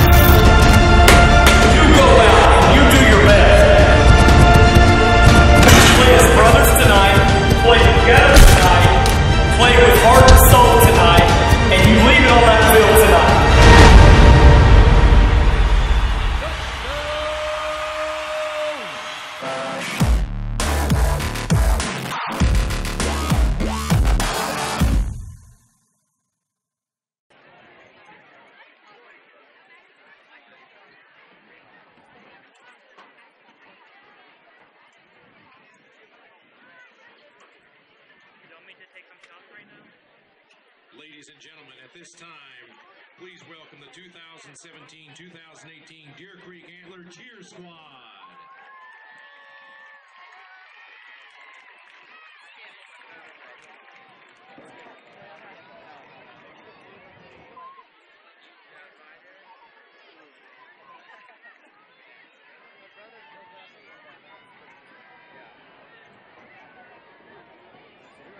Let's meet them.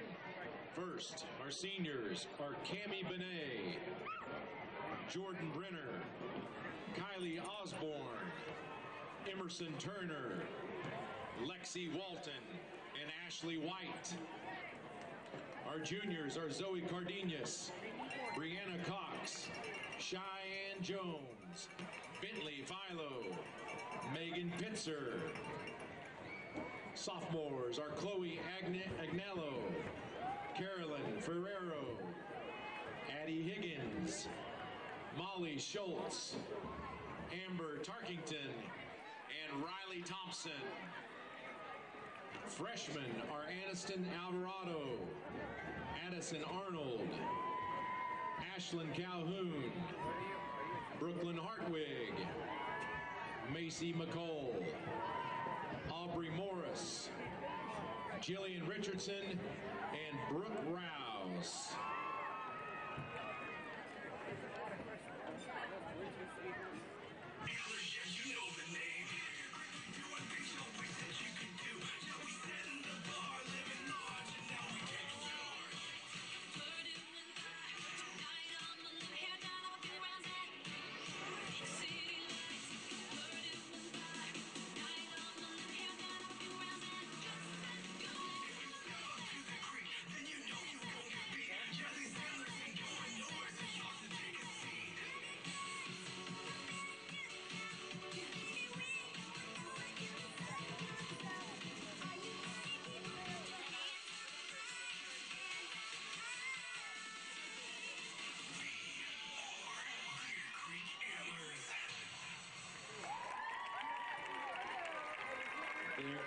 There they are, ladies and gentlemen, your Deer Creek Antler Cheer Squad. Come out tomorrow and support your varsity cheerleaders. They compete in regionals at Yukon High School at 2:30. Good luck to the cheer. Take state.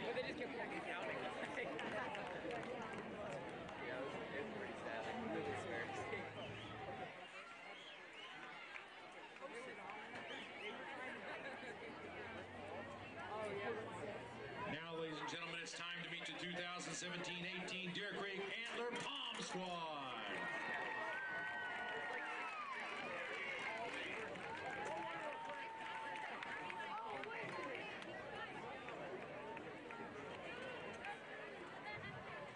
The seniors are Mackenzie Gallagher, Caitlin Hill, Kylie Patrick.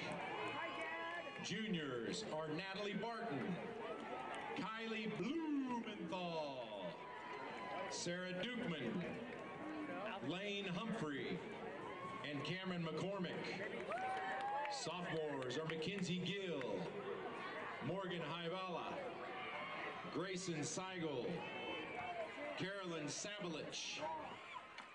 Freshmen are Chloe Hopp and Hannah Johnson. Ladies, your music is on.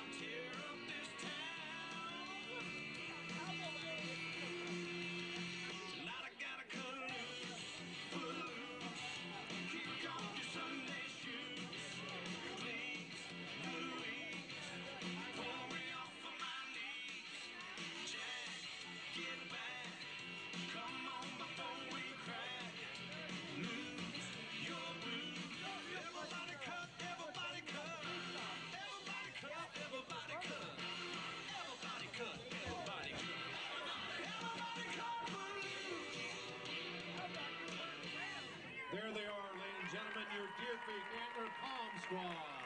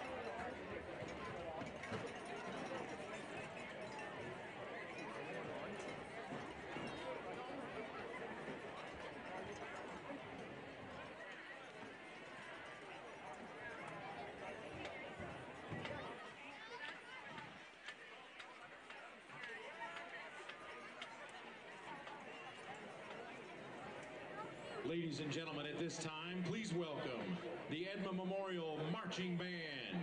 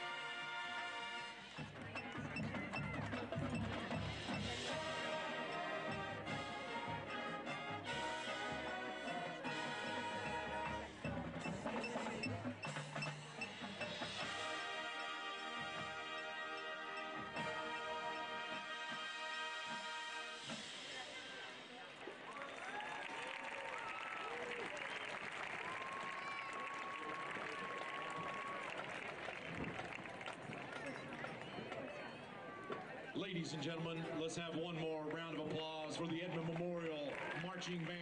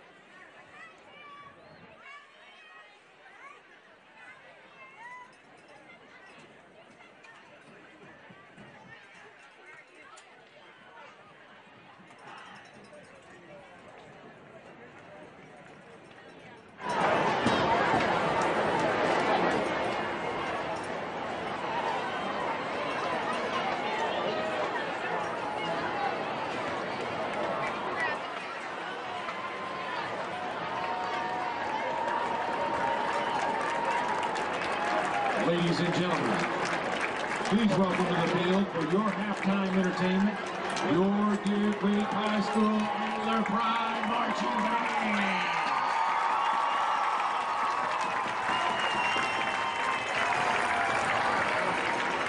Tonight, the Antler Pride Marching Band will present the first half of their 2017 competition show, Defying Gravity.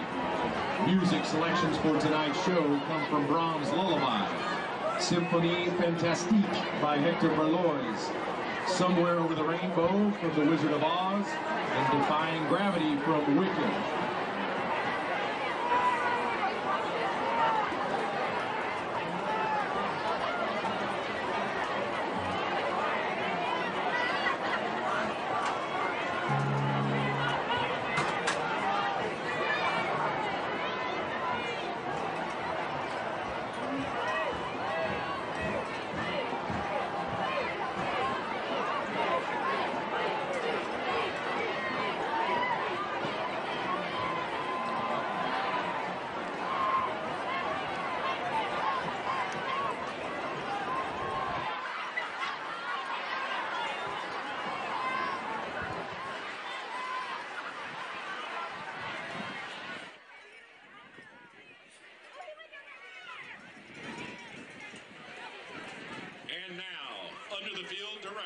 Of drum majors Emma Miller and Sarah Stell. Please welcome the one, the only, that band from Antlerland, the Antler Pride Marching Band.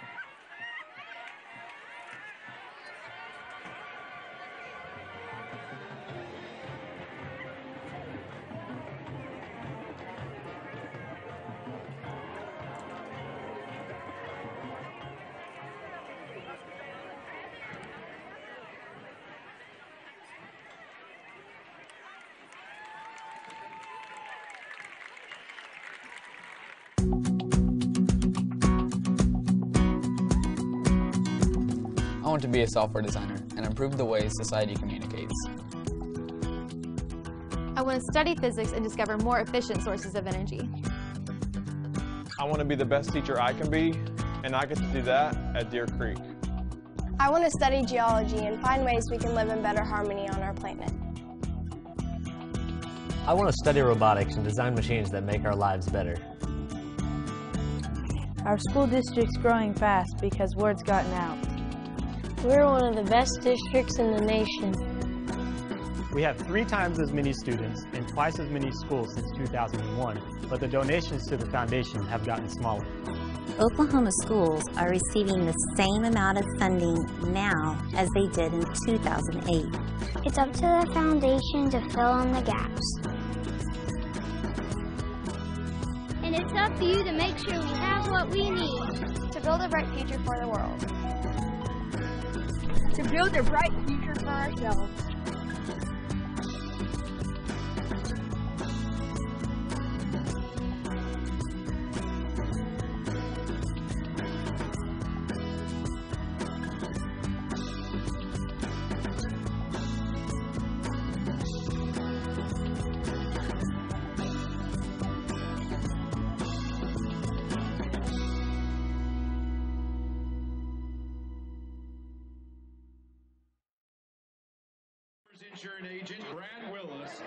We're here with Rochelle Mingwasser, our starting catcher for the softball team. The Antlers beat Edmond North 12-1 earlier today. Rochelle, congrats on the win. Thank you so much. Now, the Antlers have played some very competitive teams this season. How has this prepared you for the playoffs? It's definitely helped us push us to our limits and helped us get better and figure out what we need to fix to go on to the next hard game. Awesome. You have a big game coming up on the 25th. Who are you playing, and what can you tell us about our next home game? We are playing Edmond North, and it is actually our senior night. So we will be doing all of our senior speeches and everything, so it's going to be a little sappy. What is your plan after graduating? After I graduate, I actually plan to go to Arkansas Tech to play softball along with Lauren Rogowski. Okay. Thank you for taking time to answer some questions. Be sure to come out and support the Antlers on senior night, but if you can't, make sure to catch our broadcast at deercreekantlers.tv. I'm Jonah Averill, and this is Antler Vision.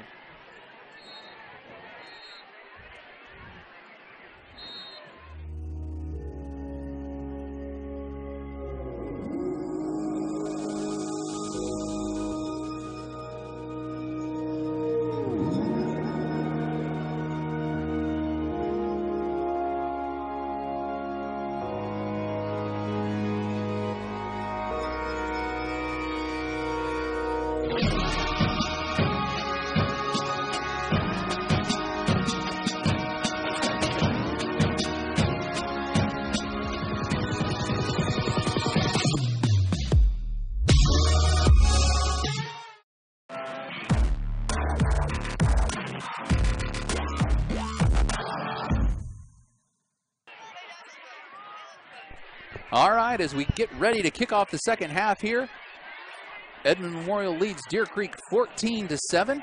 Alexi Oldham's going to be back to kick. Back deep for the Edmond Memorial Bulldogs.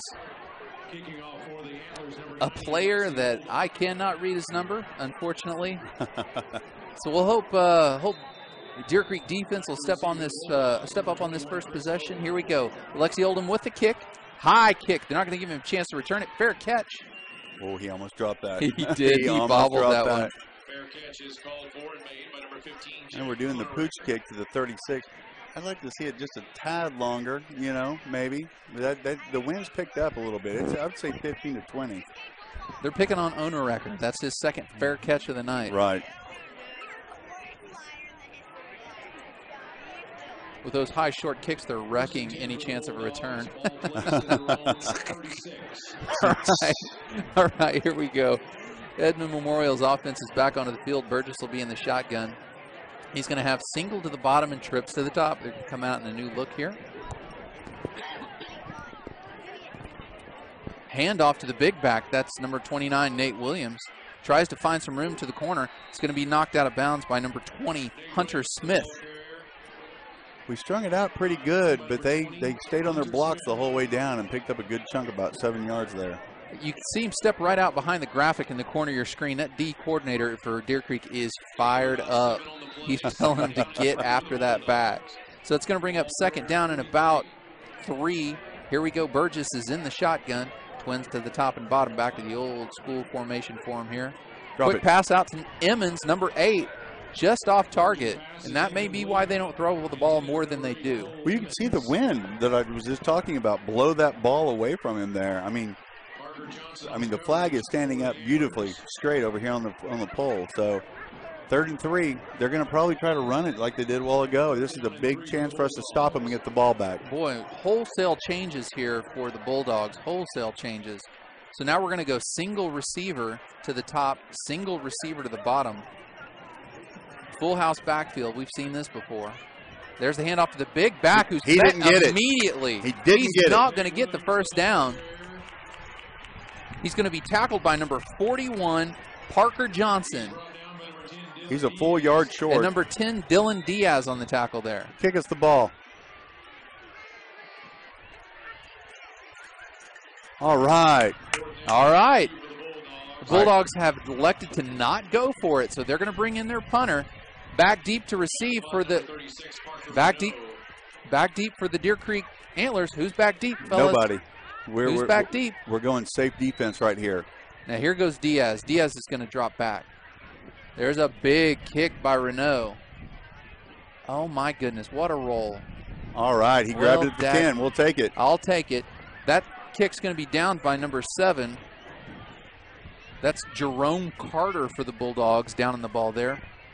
Hey, 3 and out. Yeah, we'll take it. Let's even it up here, Deer Creek. So it's going to bring the Antler offense back onto the field. They'll break the huddle. Freeze will bring the rest of the Antlers out on the field. Davion White's going to stay towards the bottom of your screen. Husley's going to go towards the top. Gary's going to be in the slot. They've got Axel Welch slightly off the line of scrimmage there. Freeze awaits the snap. Fakes the handoff. There's a quick pass to Gary, who cuts it back inside. We didn't have much room out there, throwing into the short side of the field. It's tackled very, very quickly by number 33, Trey Hill. So that's going to bring up second down. My goodness, that was about a loss of 4. 6, pardon me. We're right here next to the PA announcer. He corrects me. He should just add my name to that. 2nd and 6, JD. So here we go. Twin receivers to the top. Davion White to the bottom. Morse is in the backfield. He's offset to Freeze's right. Get rid of the it. handoff. Freeze is under pressure, but he's got a little bit of room.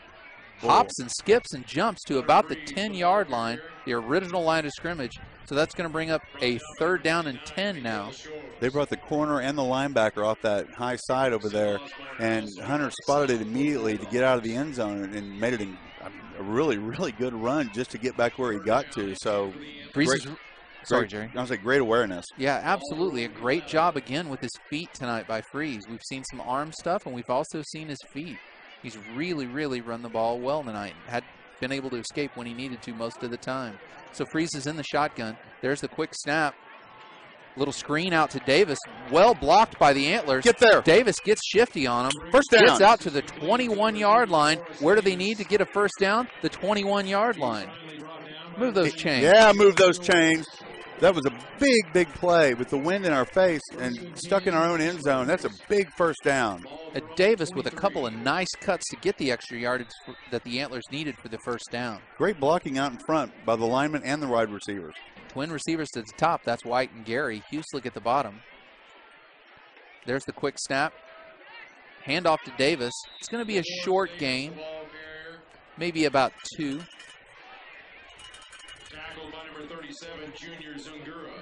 Junior Zungura for the Bulldogs on the tackle. So with 8:51 left, still 14-7. We've got a Deer Creek drive going here. 2nd down and 8 for the Antlers. You're going to have White to the top of your screen. You're going to have Gary to the bottom. You're going to have Hueslick Oh, pardon me. You're going to have Huselig at the bottom. Gary in the slot. Freeze back to pass. Oh, here it is. Throws it up for Huselig. We've been waiting for this one. Oh, he caught it! Huselig makes an adjustment on the ball. My goodness. What a play by Logan Huselig. Oh, man. Not only did he come back, fight, win the ball, takes it for another 15 yards, and the guy that tackled him, he made him pay. That was awesome. I don't know whether that ball got tipped to the line of scrimmage, but it didn't look good in the air. But Huselig with a fantastic adjustment on the ball, because the defense, the cornerback was lost on that play. It allowed Huselig to make that adjustment. I really think it got caught up there in the wind. The air that you hear on our microphones is not us breathing. That's the air coming through here. It's pretty windy out here. Huselig again to the bottom. White and Gary to the top. Freeze takes the snap. Quick handoff to Davis right up the middle. Davis with a cut and another nice move. That's going to be good enough for an Antler first down and 10. We have a flag down here on the line of scrimmage. Dagnabbit. We'll wait for the determination on the flag here. He's doing the hustle. Oh, pardon me. Illegal procedure on the offense. Coach Stanley's asking him, what are you talking about? Dagnabbit. All right. That was the biggest run of the night, too. It really, and it was a nice little cut by Davis. Davis is really opening it up here in the second half. So that's going to bring up first down and about 16. First down at 15, pardon me. Of course. So here we go. White to the top of your screen, twin receivers to the bottom, Freeze and Davis in the backfield. Yeah. Fantastic. We'll take that 5 back, thank you. Just immediate about face. We'll just take those 5 and go right back the other way. Oh, poor guy's coming right out of the game.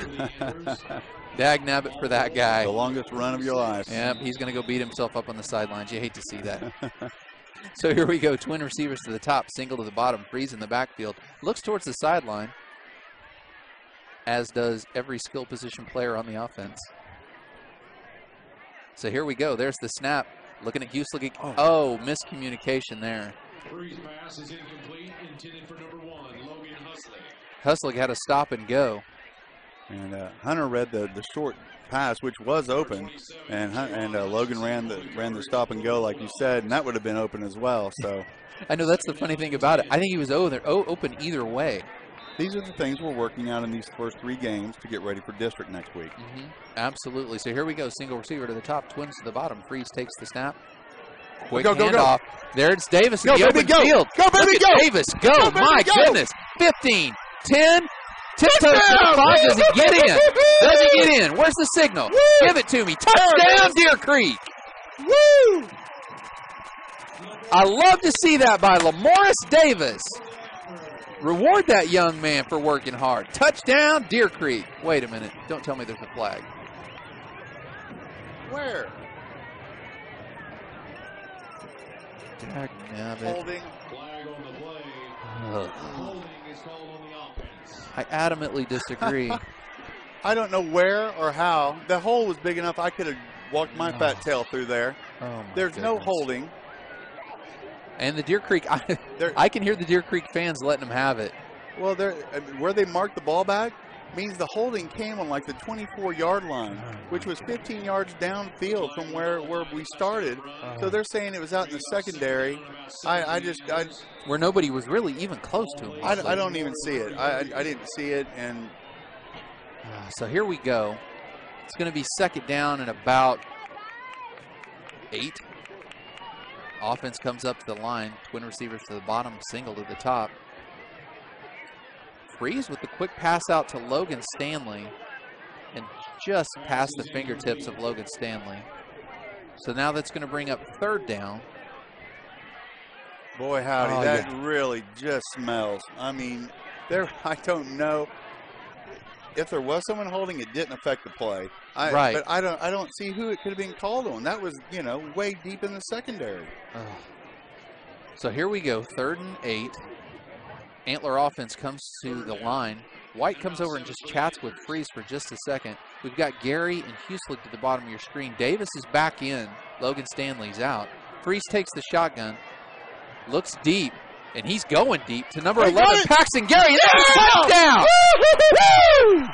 Listen to this crowd. Touchdown, Deer Creek. Paxton Gary.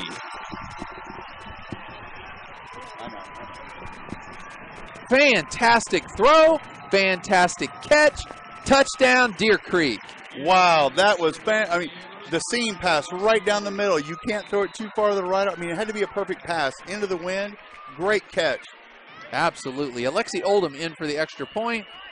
It's going to be a jump by Edmond Memorial. Oldham goes back to grab the snap that went awry. They brought pressure again on that. They blitzed again off the corner, and we picked it up and gave him enough time to make that, for our receiver to get downfield for him to make that throw. Great job by the offensive line on that whole drive. I'm not sure we've seen them go deep like that to Gary this year, so it was awesome to see that for Paxton Gary. Great catch, man. That was really good. It was a nice catch, and he was well covered. So here we'll try this extra point again. There's Alexi Oldham. It's up and good. And so with 7:21 left in the third quarter, it's now 14-14. New ball game.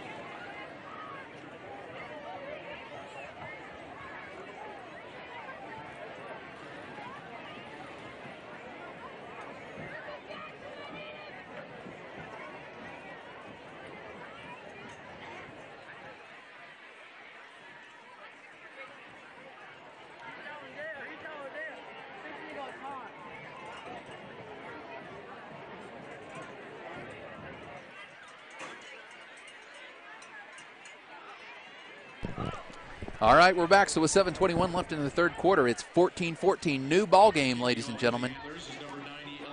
Kicking off for the Antlers, number 90, Alexi Oldham. Back deep to receive for the Bulldogs, number 21, Chris Pope. Pardon me. That was a special drive. They got to hear us scream twice. Yeah, yeah, absolutely. Absolutely. And I love that the touchdown being called back could have taken the wind out of their sails, but not even a chance. So here's Oldham with the kick. Let's see if it goes high and short again. They're actually going to kick this one deep to Pope. Let's see what he does. Let's cover him. Come on. So there's Pope from about the 8-yard line. He's got room. And so he gets it out to about the 34-yard line. They may not kick to him again. Although honestly, they've been fair catching at about the 34, 35-yard line anyway. That was a good kick into the wind right there. Tackled by number 26. I'm trying to go by memory, and I'm still not there yet. Number 29, Dylan Beers, one of the Dylans. Dylan's been all over the field tonight. He's been making some really good plays. Started getting cocky, thinking I knew his number for sure. Had to double check. So here we go, Edmond Memorial offense on the field. Burgess is going to be in the backfield. We're going to have twins to the bottom and single to the top. That's the big guy, Mitchell. We'll see if Burgess throws it up here. There's the quick handoff to the little guy. Nice defense. Really hit immediately by a group of Antlers, including number 56, Garrick Johnson, number 43, Griff Stanley, number 13, Isaac Roway. Well, those are our three linemen that we have out there in our 3-4 defense, and you don't have to make the tackle as a defensive lineman. You just have to not let the pile get pushed any. If there's nowhere to go, your linebackers can come up and fill right there. And that was a great defensive play by the D. So here we go. Twins to the bottom, single to the top. Fakes the handoff. There's the big guy. Nice play by number 20, Hunter Smith. Woo. 6'5", 200 pounds. Didn't matter to Hunter Smith right there, Jerry. He was on him. I mean, you see, covered him like a blanket. He was all over him, but not so much that ref was 5 yards away, and he wanted to throw it so bad, but he couldn't. Absolutely. Nice play by Hunter Smith. You love to see big-time players from Deer Creek make plays against big, widely recognized, big-time high school players from other schools. Right. All right, here we go. Burgess in the shotgun. Twins to the bottom. Oh, bad fumble. snap. Get him. Get him. Burgess is under pressure. He's just going to throw it up. Oh, it's intercepted. Oh, bull. Oh, there better not be a penalty here. May have to write a strongly worded letter. Let's see what this flag is. So Burgess has... Okay. All right, the interception's going to stand. So that's number 20, Hunter Smith, making back-to-back plays for the Antlers. Interception, number 20, Hunter Smith. That was awesome. He tipped it away from the receiver and to himself and made an incredible play there. The tip drill with himself there. So Burgess gets the bad snap, and he's 15 to 20 yards behind the line of scrimmage. Does what everybody probably thinks he can do and throws it up to the 6'5 guy, and Hunter Smith makes the play. That was 2 plays against their 6'5 wide receiver is going to play somewhere in college. You know, I'm not sure where, but he'll play somewhere. He's got Division I and Ivy League offers. And right there, and it was pass interference on him is what they called. He tips it away from him after getting all over him on that second down play, intercepts the pass. We can go take the lead right here. Here we go. Antler offense on the field. First down and 10 from the 44-yard line. It's going to be a single receiver to the top. That's Huslick. Twins to the bottom. That's Gary and White. There's the quick handoff to Davis. Davis pops outside and finds time to run. Oh, shoestring tackle. Shoestring tackle. Davis was dead to right, stopped, and popped it outside. You're starting to see our offensive line lean on him a little bit. I'm seeing some of the defensive linemen for Edmond getting up slower. We're getting some push and getting some room for him to run now, and that's great to see. Means we're conditioned well. That's conditioning and that's attitude, and we talked about that all year long, is that attitude that Coach Stanley's brought to this team. So here we go, 2nd and 6. Single to the top, twins to the bottom. Hunter Freeze is in the shotgun. He's got Davis. Davis is blocking. Freeze pulls it down, just like we said all night, those wheels. Oh, that's calls for an Antler first down, I believe. Let's see what the ref says. Let's see if he gives the chain guy some exercise here. Let's go No now. signal yet. Will they bring it in to measure it? They're going to bring it in to measure it. You were talking about that earlier in the third quarter, the second quarter. We've seen that out of Hunter tonight more than we have in both the first 2 games combined, where he's pulling it down and getting what he can and making a positive play. He's not trying to throw it into coverage. He's like, hey, I can go get 4 or 5 yards here, and we can play again on the next down.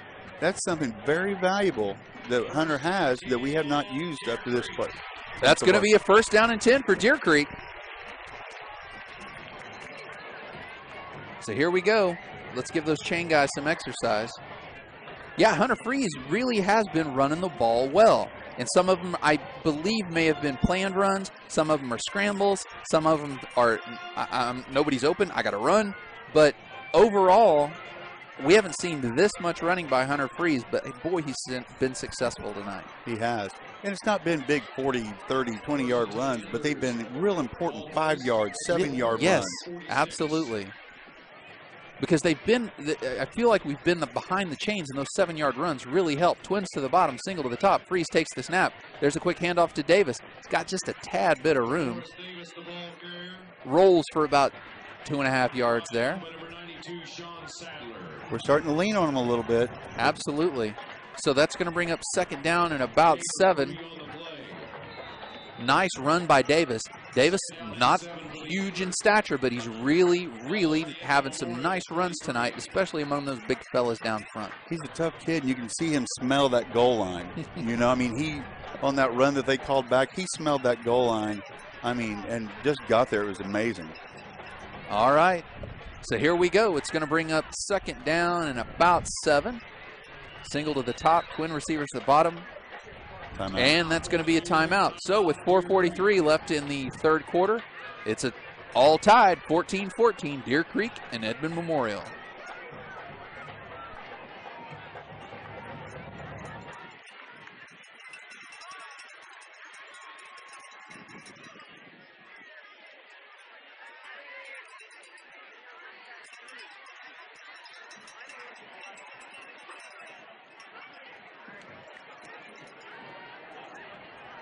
Third quarter score, Stillwater 24, Mustang 0.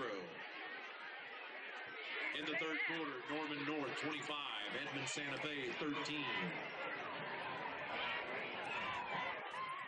In the third, Putnam City North 14, Choctaw 14. At halftime, Edmond North 10, West 14. All right, so here we go. 4:43 left in the third quarter. New ball game, 14-14. Deer Creek and Edmond Memorial. Antler offense back on the field. We got Hunter Freeze in the shotgun. Twin receivers to the bottom and a single to the top. I'm not sure. I think that's Jacob Johnson in the backfield. Dave going to give Davis a breather, possibly. That is not a quick. Oh, nice catch by Paxton Gary. Just gets clobbered by Ford Burgess, and nice catch by Paxton Gary to hold on to the ball. He stands up, tosses it to the ref like just a walk in the park. Keep bringing it. I just got a first down. What a tough kid. My goodness. I mean, Burgess gave him a shoulder right in the chest, and he held on to that ball. He stands up. He's standing there looking at the coaches going, let's go again. Throw me the ball. Yeah, he's ready to go. Paxton Gary, what a night so far for him. So Hueslick to the top, twin receivers to the bottom. That's Gary and White. So here goes Freeze. Quick handoff to Davis. Davis has got a little room. They collapsed pretty quickly.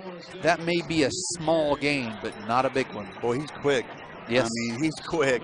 That was a really good 1 yard run. Yeah, absolutely. Because it very easily could have been no gain or a loss. All right, so here we go. 2nd and 9 for the Antler. Ball's at the 26. You got Hueslick and Gary at the top of your screen. You got White at the bottom. You got Davis back in the game at running back. Freeze is in the shotgun. Welch is slightly off tackle. Welch goes across. Freeze rolls out. Quick pass to Axel Welch. Woo! Nice catch by Axel Welch. Another catch by Axel Welch. That was a really well-run play right there. He blocked the defensive end just enough to kind of get him away from the pile and then let him go. And Hunter just waited on him and waited on him. Hits him right there, picks up 8 yards. Now we got 3rd and 1. All right, well, here we go. 3rd and 1. Antler offense trying to convert this first down here and just slowly move down the field and see if we can take the lead for the first time tonight. We got Griff Stanley and Dylan Diaz in there from a couple of our big hitter guys. Let's see if something's happening. Diaz sets up in the Wildcat. Where'd Freeze go? Is Freeze even on the field? He's up top left. Okay. We call timeout. I love this look. You know, the last time we ran this formation, we got a penalty, so I think we got a timeout just to make sure we got it right. Somebody wasn't right where they were supposed to be, and, you know, we just decided to go ahead and call timeout there. We've got it. Let's see what we're doing. Get this first down. Absolutely. Let's see if they come back out in that same formation. Maybe, maybe not. It's exciting to see those new wrinkles every week and, you know, open up the playbook a little bit more.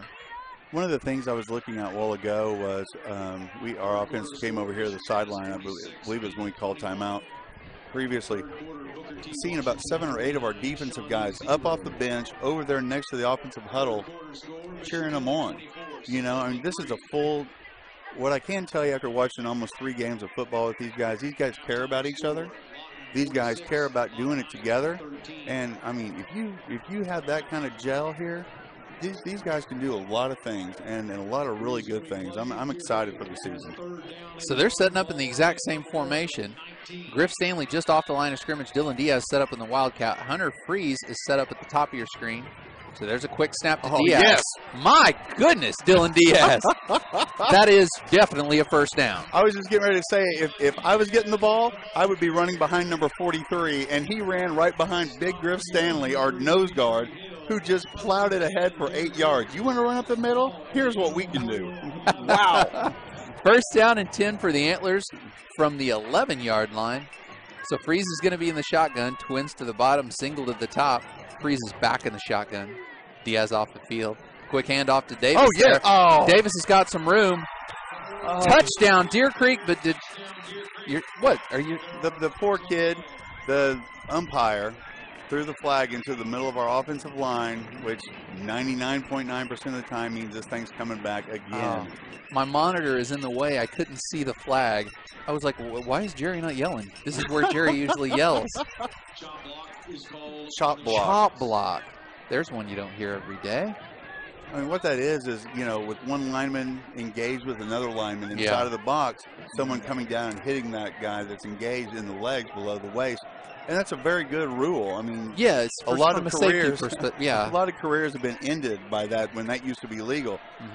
I didn't see it, so we'll go by the referee. And most times it's not intentional. No, you could fall into them. Absolutely, absolutely. So here we go. That's going to bring up first down in a gosh darn long ways. Breezes back to pass. Pass to Davis. Go, baby. Nice cut by Davis. 10-5. Touchdown, Deer Creek. And there's no flags. The kid got his touchdown. Lamorris Davis with the screen pass from Hunter Freeze. That's a Deer Creek touchdown. You can hear that Blue Out crowd getting really excited. Oh, we're all high-fiving around here, and I'm fired up. Wow, that was awesome. All right, so here we go. Alexi Oldham on to kick the extra point with 2:26 left in the third quarter. He awaits the snap. There's the kick. Up and good. Let's see those arms. There they are. So now with 2:26 left in the third, your score, Deer Creek 21, Edmond Memorial 14.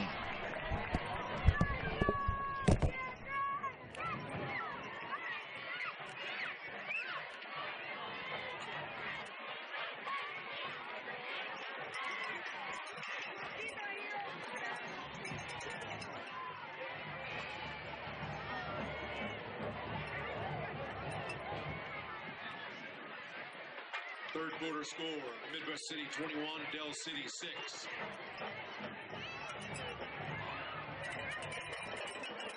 Halftime score, Sand Springs 14, Putnam City West 7.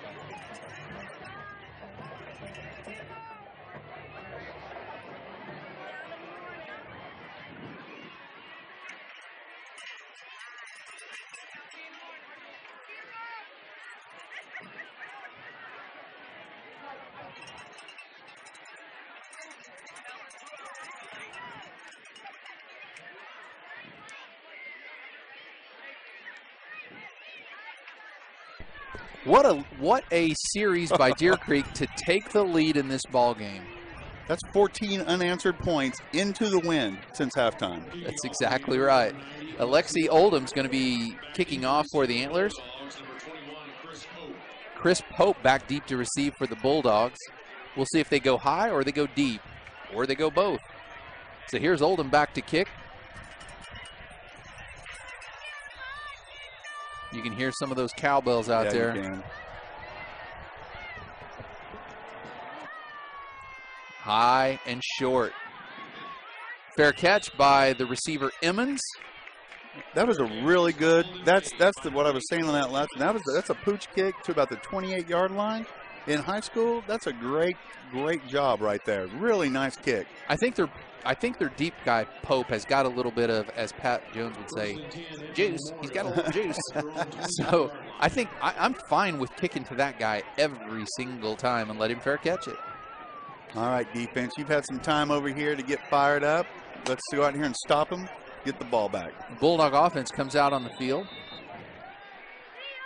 Williams is in the backfield with Burgess. Single receiver to the bottom and twins to the top. They go away from the twins and twins. Big Nate Williams. Wow. Hit immediately by number 31. Is that? 34. Pardon me, 34, Logan Stanley. I'll tell you what, he runs the football. I mean, he runs it with authority. That was a good tackle coming up from his safety position. He's a big kid, big, powerful ball runner.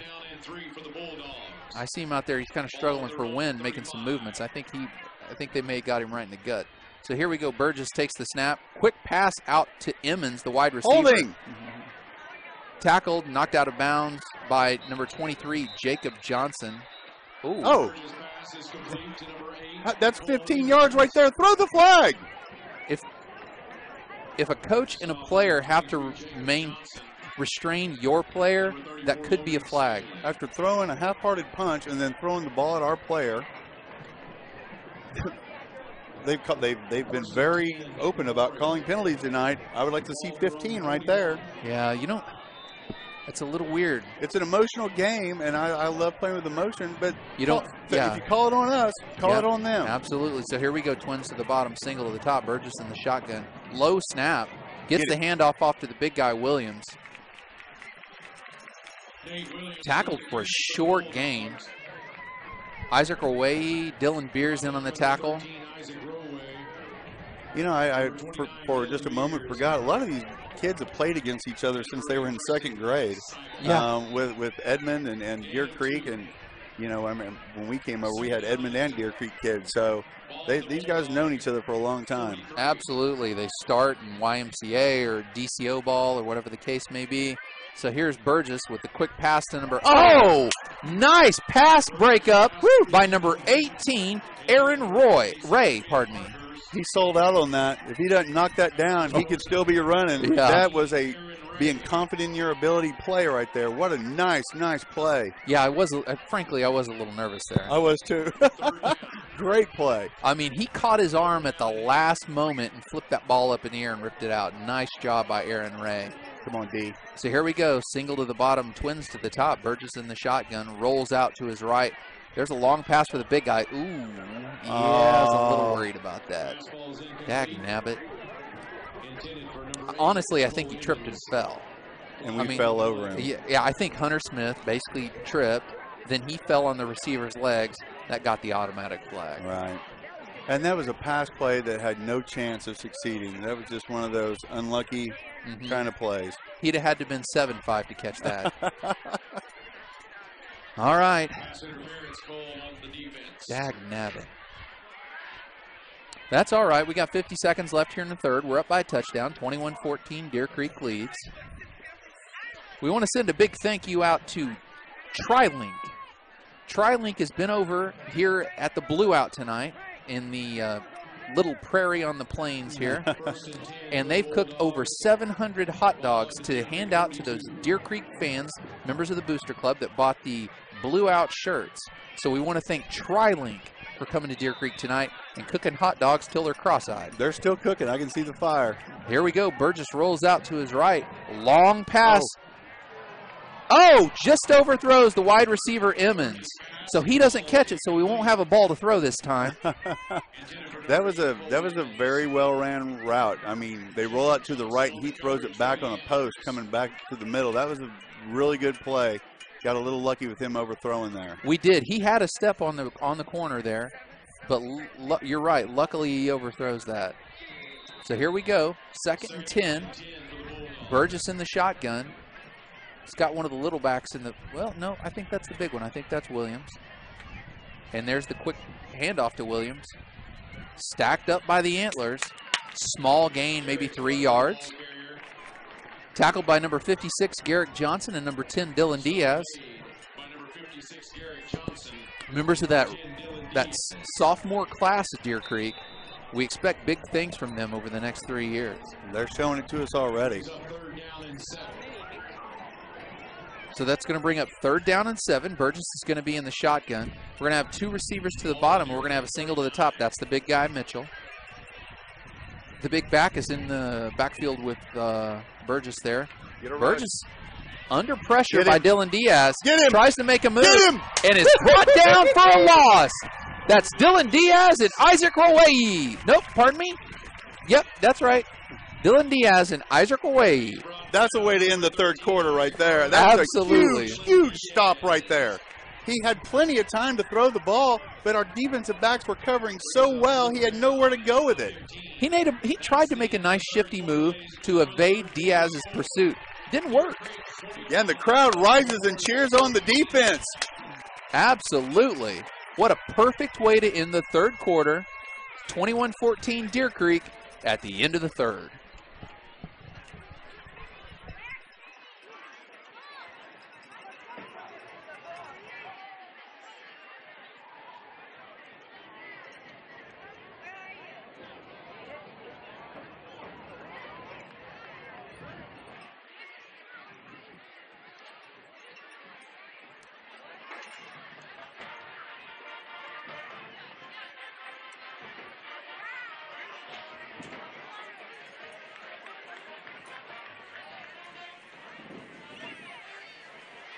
Don't forget, ladies and gentlemen, that all Deer Creek varsity football games can also be seen on Antler Vision at deercreekantlers.tv and be accessed from any computer or smartphone.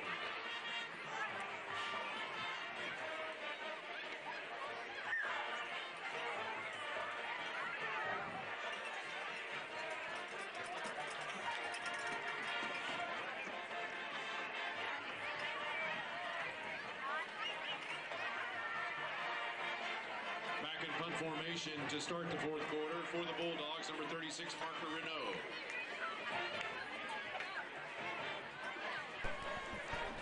All right, we're back. Let's start this fourth quarter. Deer Creek is up 21-14 over the Edmond Memorial Bulldogs. It's going to be fourth down. Punters on the field for Memorial. And there's the punt.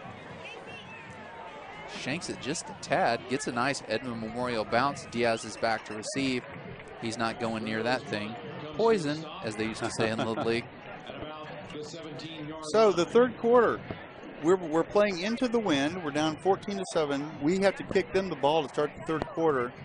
We came out and outscored them 14-0 in that third quarter. And here we have the ball with the wind kind of at our back. I mean, that was a great third quarter. Absolutely. I mean, we continue to see that heart and passion. We talked about it week 1 in Southmore. We're going to talk about it now. That heart and passion from that defense, you got to love it. Wade Stanley's instilled it, and it's already showing. There's the quick snap and handoff to Davis. Davis has got a tad bit of room, breaks loose. That's going to be a gain of about 7 yards. That's a good first down run right there. Way to get in there.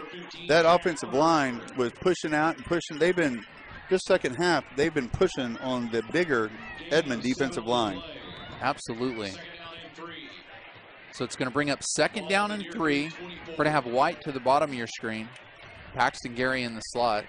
We'll likely see Hueslick go to the top. There he goes. They're rolling coverage over here on Paxton Gary now. Yeah, absolutely. Absolutely. It's a pick your poison type situation. There's Davis with another carry. That may be good enough for a first down. Let's see where they mark that. Nah. Great effort there to jump for those final couple yards. You know, I'm just really getting these third down and about a half a yard, let's call it. Come on, here we go. Boys, quick up to the line. Hueslick to the top, Twins to the bottom. Ah! They got somebody to jump. That wasn't movement. It better not have been. I didn't see anyone move. There we go. That's good enough for a first down, and we didn't even snap the ball. Offsides. We'll take it. Absolutely. 1st and 10, Deer Creek. All right, so here we go. 1st and 10. Fresh set of downs. Let's see what they do offensively here. Freeze is going to be back in the shotgun. We're going to have Hueslick way down at the bottom of your screen. We're going to have twin receivers to the top. Quick handoff to Davis. Fights for some yardage. Gets maybe forward progress. I'll give him 1. We'll see where they give him the spot. Tackled by number 92, Sean. Ooh, we about had a wardrobe malfunction. One of the big guys down front there, Jerry. We may have to tighten that belt. Somebody up front may have to tighten that belt. We don't want this to turn out like the, what was the VMAs, the Grammys? So, a Super Bowl. Pardon me, Super Bowl. Ball thrown 33. We got 2 yards out of that. Absolutely. Forward progress. I said 1. Let's go 2. So here we go. Single to the top, Twins to the bottom. White and Gary on the bottom. That's Hueslick on the top. Freezes in the shotgun. Drops back to pass. He's under pressure. Gets away. You know, there's a flag down by the umpire. Let's see what this flag is. But I'm going to give Freeze some credit here. We've talked about Freeze's feet. Freeze's feet saved about 5 or 6 yards that could have been lost on that plate. 5 or 6 more yards. Look like Neo on the Matrix there, dodging guys. Leaning back as Bulldogs flew past him, pardon me. It looks like it's on us there where Huddle's walking back. I don't know what the call is, but I disagree. I agree. Disagree as well. They're discussing it with the Edmond coach. We'll see what the call is here. So once again, a big thank you goes out to TriLink. We can't do any broadcast without sending a big thank you out to Parker Cornett and McBride Orthopedic Hospital. So they're holding on the offense. Penalties declined. That's great. Fine, decline it. Here we go. 3rd and 12, 3rd and 13. 3rd and 13. Here we go. Let's go, boys. Block for him now. I'm not scared of 3rd and 13. Quick handoff to Davis. Davis, shoestring tackle. He almost broke through the line there. All right, so that's going to bring up about 4th down and 10. He got back to the original line of scrimmage. Tackle by Honorecker. So, like I said, we can't let a broadcast go by without sending out a big thanks to McBride Orthopedic Hospital and Parker Cornett for helping keep our boys healthy. Oh, they're fantastic. Unfortunately, play football, you give them a lot of business, but our boys have been they've been really fantastic with our kids this year. All right, there's an orthopedic surgeon down there somewhere. I don't know his name. All right, nice punt by Seibel. Sit down. Bite! Oh, dag nabbit. I kept wanting a good bite. Wow, what a punt. That was 70 yards. So that's going to be a touchback. That thing just rolled and rolled and rolled. So that's the wind we've been talking about. Yeah, that's exactly right. That wind may be just as strong as you say it is. I mean, we flipped the field back on them, you know, and I mean, great punt by Preston's a great athlete, but his punting this year has been fantastic. All right, so it's going to bring up 1st down and 10 from the 20-yard line due to that touchback. Burgess is going to be in the shotgun. He's going to go trips to the bottom of the screen. That's the big guy, Mitchell, single receiver up to the top. I believe that's the big back, Williams, offset to his left. He awaits the snap, and there it is. He's trying to look for him. He's looking for Williams. Get him right there. Nice tackle by number 10, Dylan Diaz. I'll tell you what, Dylan Diaz has impressed me this year so far, 3 games into this. He's all over the field. That kid, he likes playing football. Absolutely. Statistically, I would like to see how many tackles he's had on the season so far, because I'm guessing it's more than 10. We knew his name with his number after that first half. Yep. The first game. Single receiver to the top, trips to the bottom. That's the big guy up top, and the little guys to the bottom. Burgess is in the shotgun. Back to pass, looks for the big guy again. Incomplete pass. All right, here we go. So that's going to bring up 3rd down and about 5. So if we can bow up right here on defense and we can stop them, we can get the ball back, we'll have good field position because the wind is definitely playing a factor. You can see that D coordinator down on the sideline really working those hand signals. He's pumped up. I think he's ready to put on pads and get in there. He's going to try to bring that pass down instead of throwing it too high. If we can slide in underneath him one of those, we can take it to the house. Bulldogs step up to the line. Burgess is in the shotgun. Takes the snap. Quick pass out to number 81.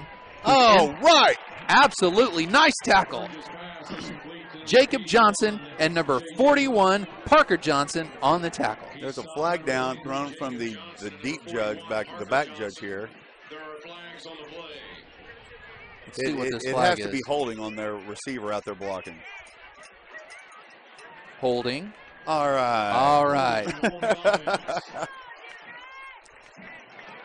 We can decline that and take the ball, I would guess. Yeah, let's decline that. Strategery. See how close he got. I don't know where the spot's at.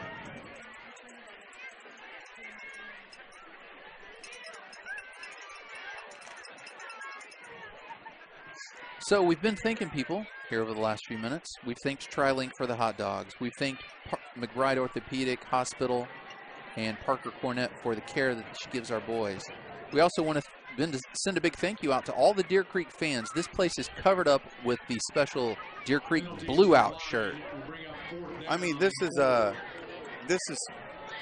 lot of people that work really hard to get all this put together, but I know it makes them feel this way, and you got to know that the kids feel this way. What a special night this has been. This is, I mean, it's packed out here. I have not seen it this packed in years, and this is a fantastic group that came out, and they're cheering and standing. I couldn't be more happy with the turnout tonight. Absolutely. So back deep to receive for the Antlers. That's Diaz, number 10. Get away. Takes a Deer Creek bounce back to the 49-yard line.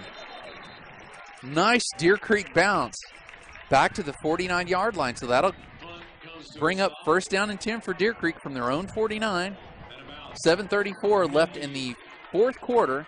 The Deer Creek leads 21-14. Now's the time for Deer Creek to do two things: eat some clock and score. Yes, we can eat this clock, go down, score, and put this thing away, and give these fans what they came here to see tonight. And that was a new kind of Antler spirit that we had this year. All right, so here comes the offense onto the field. They're bringing Diaz and the Wildcat in. Freeze goes to the top of your. Yeah, I think that's what they're going to do. Freeze goes to the top of the screen. Defensive lineman for Edmond Memorial is just making all kinds of adjustments. Oh, number 33. Yeah, he stepped up at the last moment just prior to the snap and knew exactly where he was going. That was a good play on the defense. Good recognition, a good play. Yeah, it was absolutely good recognition by number 33. And so here we go. It's going to bring up no gain, so it's basically 2nd down and 10 again. We're going to step back into the traditional offense here with Freeze in the shotgun. Uselig to the bottom of your screen and 2 receivers to the top. That's Jacob Johnson, I believe, offset to his right. He's going to pass block. There's a big pass for number 1, Logan Uselig. Oh! Just overthrows him. Freeze just overthrows Uselig. Wow. It was a really good pass and a really good route. He ran him inside and then broke it back straight down the field and separated by 3 or 4 yards in 2 steps. Yeah, he was open. He was absolutely open. And we've seen one of those in Southmore going up top. Just a touch overthrown. Run him off there again and stop at about 10 yards and get that first down here. Absolutely. Absolutely. You're going to leave him down here by himself. Let's take advantage. Come on, fellas. So now we'll put those twins up to the top. Uselig all alone down at the bottom. There it is again for Uselig. Catch. Gets it to about the 42. So it's going to bring up 4th and 2. Preston Seibel's coming on to punt. Preston Seibel, for those listening to our broadcast, the running back, Preston Seibel, coming on to punt for a 4th and 2 on our own end of the field. Once again, Preston Seibel, the running back, for 4th and 2 on our own end of the field is coming on to punt. I'm just saying.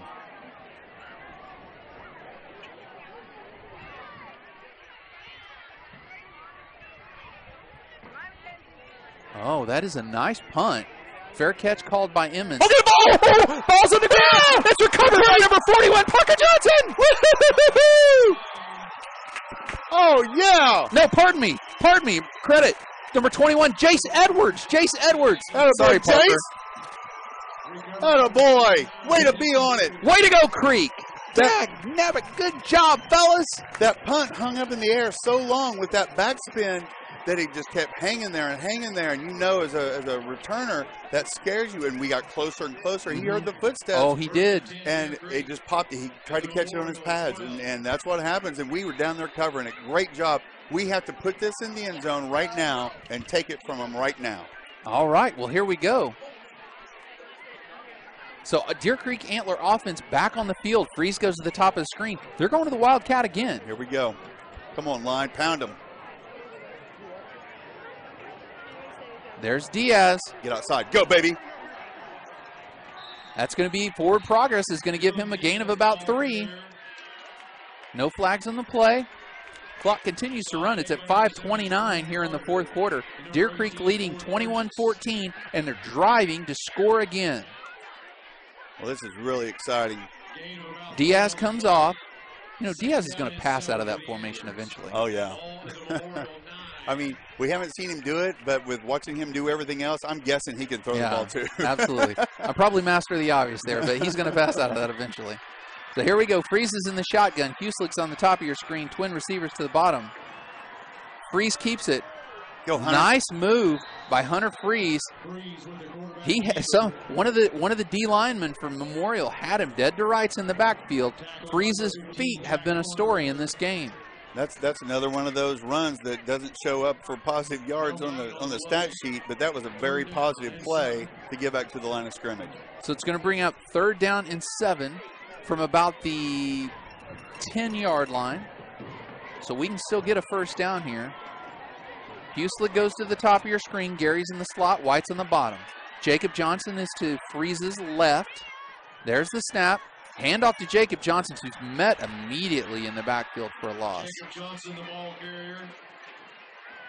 All right, that's going to be about a 30-yard field goal from there.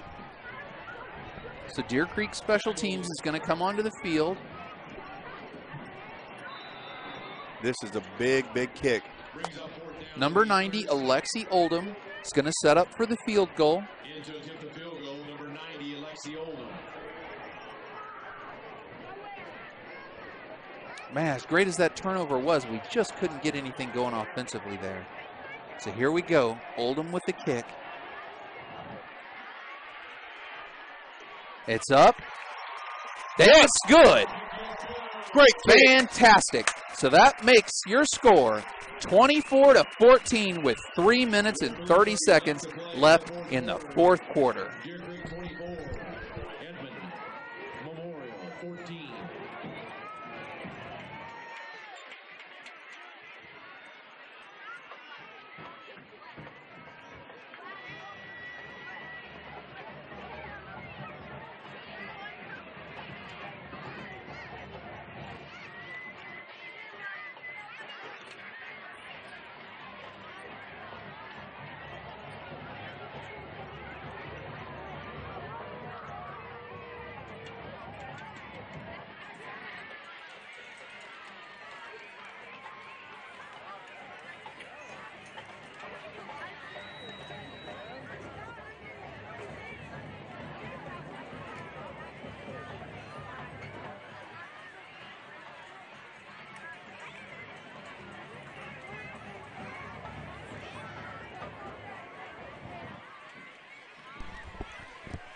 All right, we're back with 3 minutes and 30 seconds left in the fourth quarter. We're 3 minutes and 30 seconds away from another Antler victory under Wade Stanley.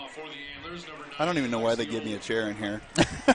Kicking off for the Antlers, number 90, Alexi Oldham, back deep to receive for the Bulldogs. He's messing with his jersey, and I can't tell who he is.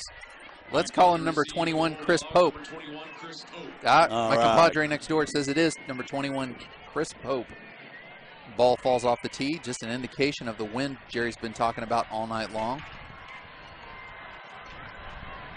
I'm looking, no one has left. Everyone here on our side is still here. No one has left. Super proud of these Antler fans tonight. Super proud. So here we go. Oldham's back to kick. Looks to his left, looks to his right. And here we go. And the ball falls off the tee again. All right, guys, somebody's going to have to step up and do the old, what is it, Charlie Brown? Yeah. Put your finger on top of the ball, but don't pull it out. Lucy. Like Lucy.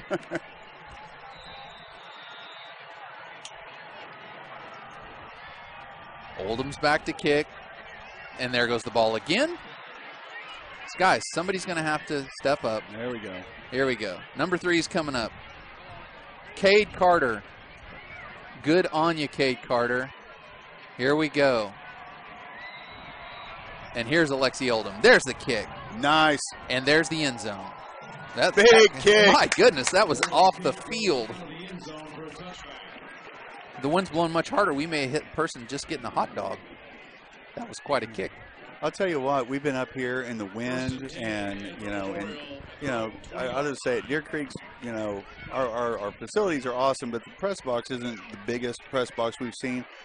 The young people that we get to work with up here, I know I say it every game, but I mean it even more every game. These young people are fantastic. They know what they're doing at all times, when we have no idea. It's a credit to Miss Harris and her class. These kids are fantastic. Yeah, Miss Harris and the team from Antler Vision, we can't say enough how much fun we're having this season so far. We're only 3 games in.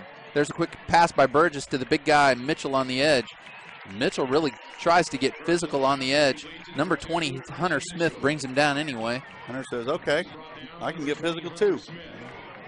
And sometimes you think of those big, tall receivers that look like they need to have a sandwich in their hand. Mitchell's not that guy. He's pretty stout. Yeah, Mitchell's well put together.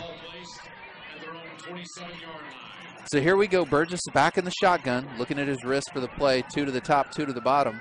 Wide receiver running back offset to his right. He's back to pass. He's going to throw it up for number 21. Oh, right through his hands. Ooh, he's going to watch that on Monday and wish he had that one back. That was one of those balls that just hung up there, like one of ours did in that third quarter.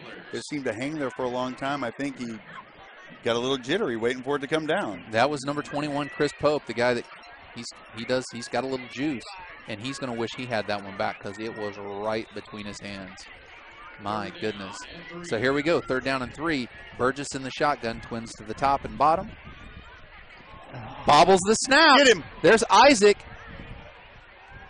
Oh, nice play by number 34, Logan Stanley. Wow. Burgess tried to make it. The quarterback, Burgess, tries to make a play. He scrambles and throws a nice ball that would have been good enough for a first down to the big guy, Mitchell. There's no flags in the play, and what a play by Hunter Smith. He stayed with him and just stuck his hand in. I mean, it's right here. We're right in front of us, and he stuck his hand in and just knocked that free. Really good play. Brings up 4th down. We hold him here, and it's ball game. Absolutely.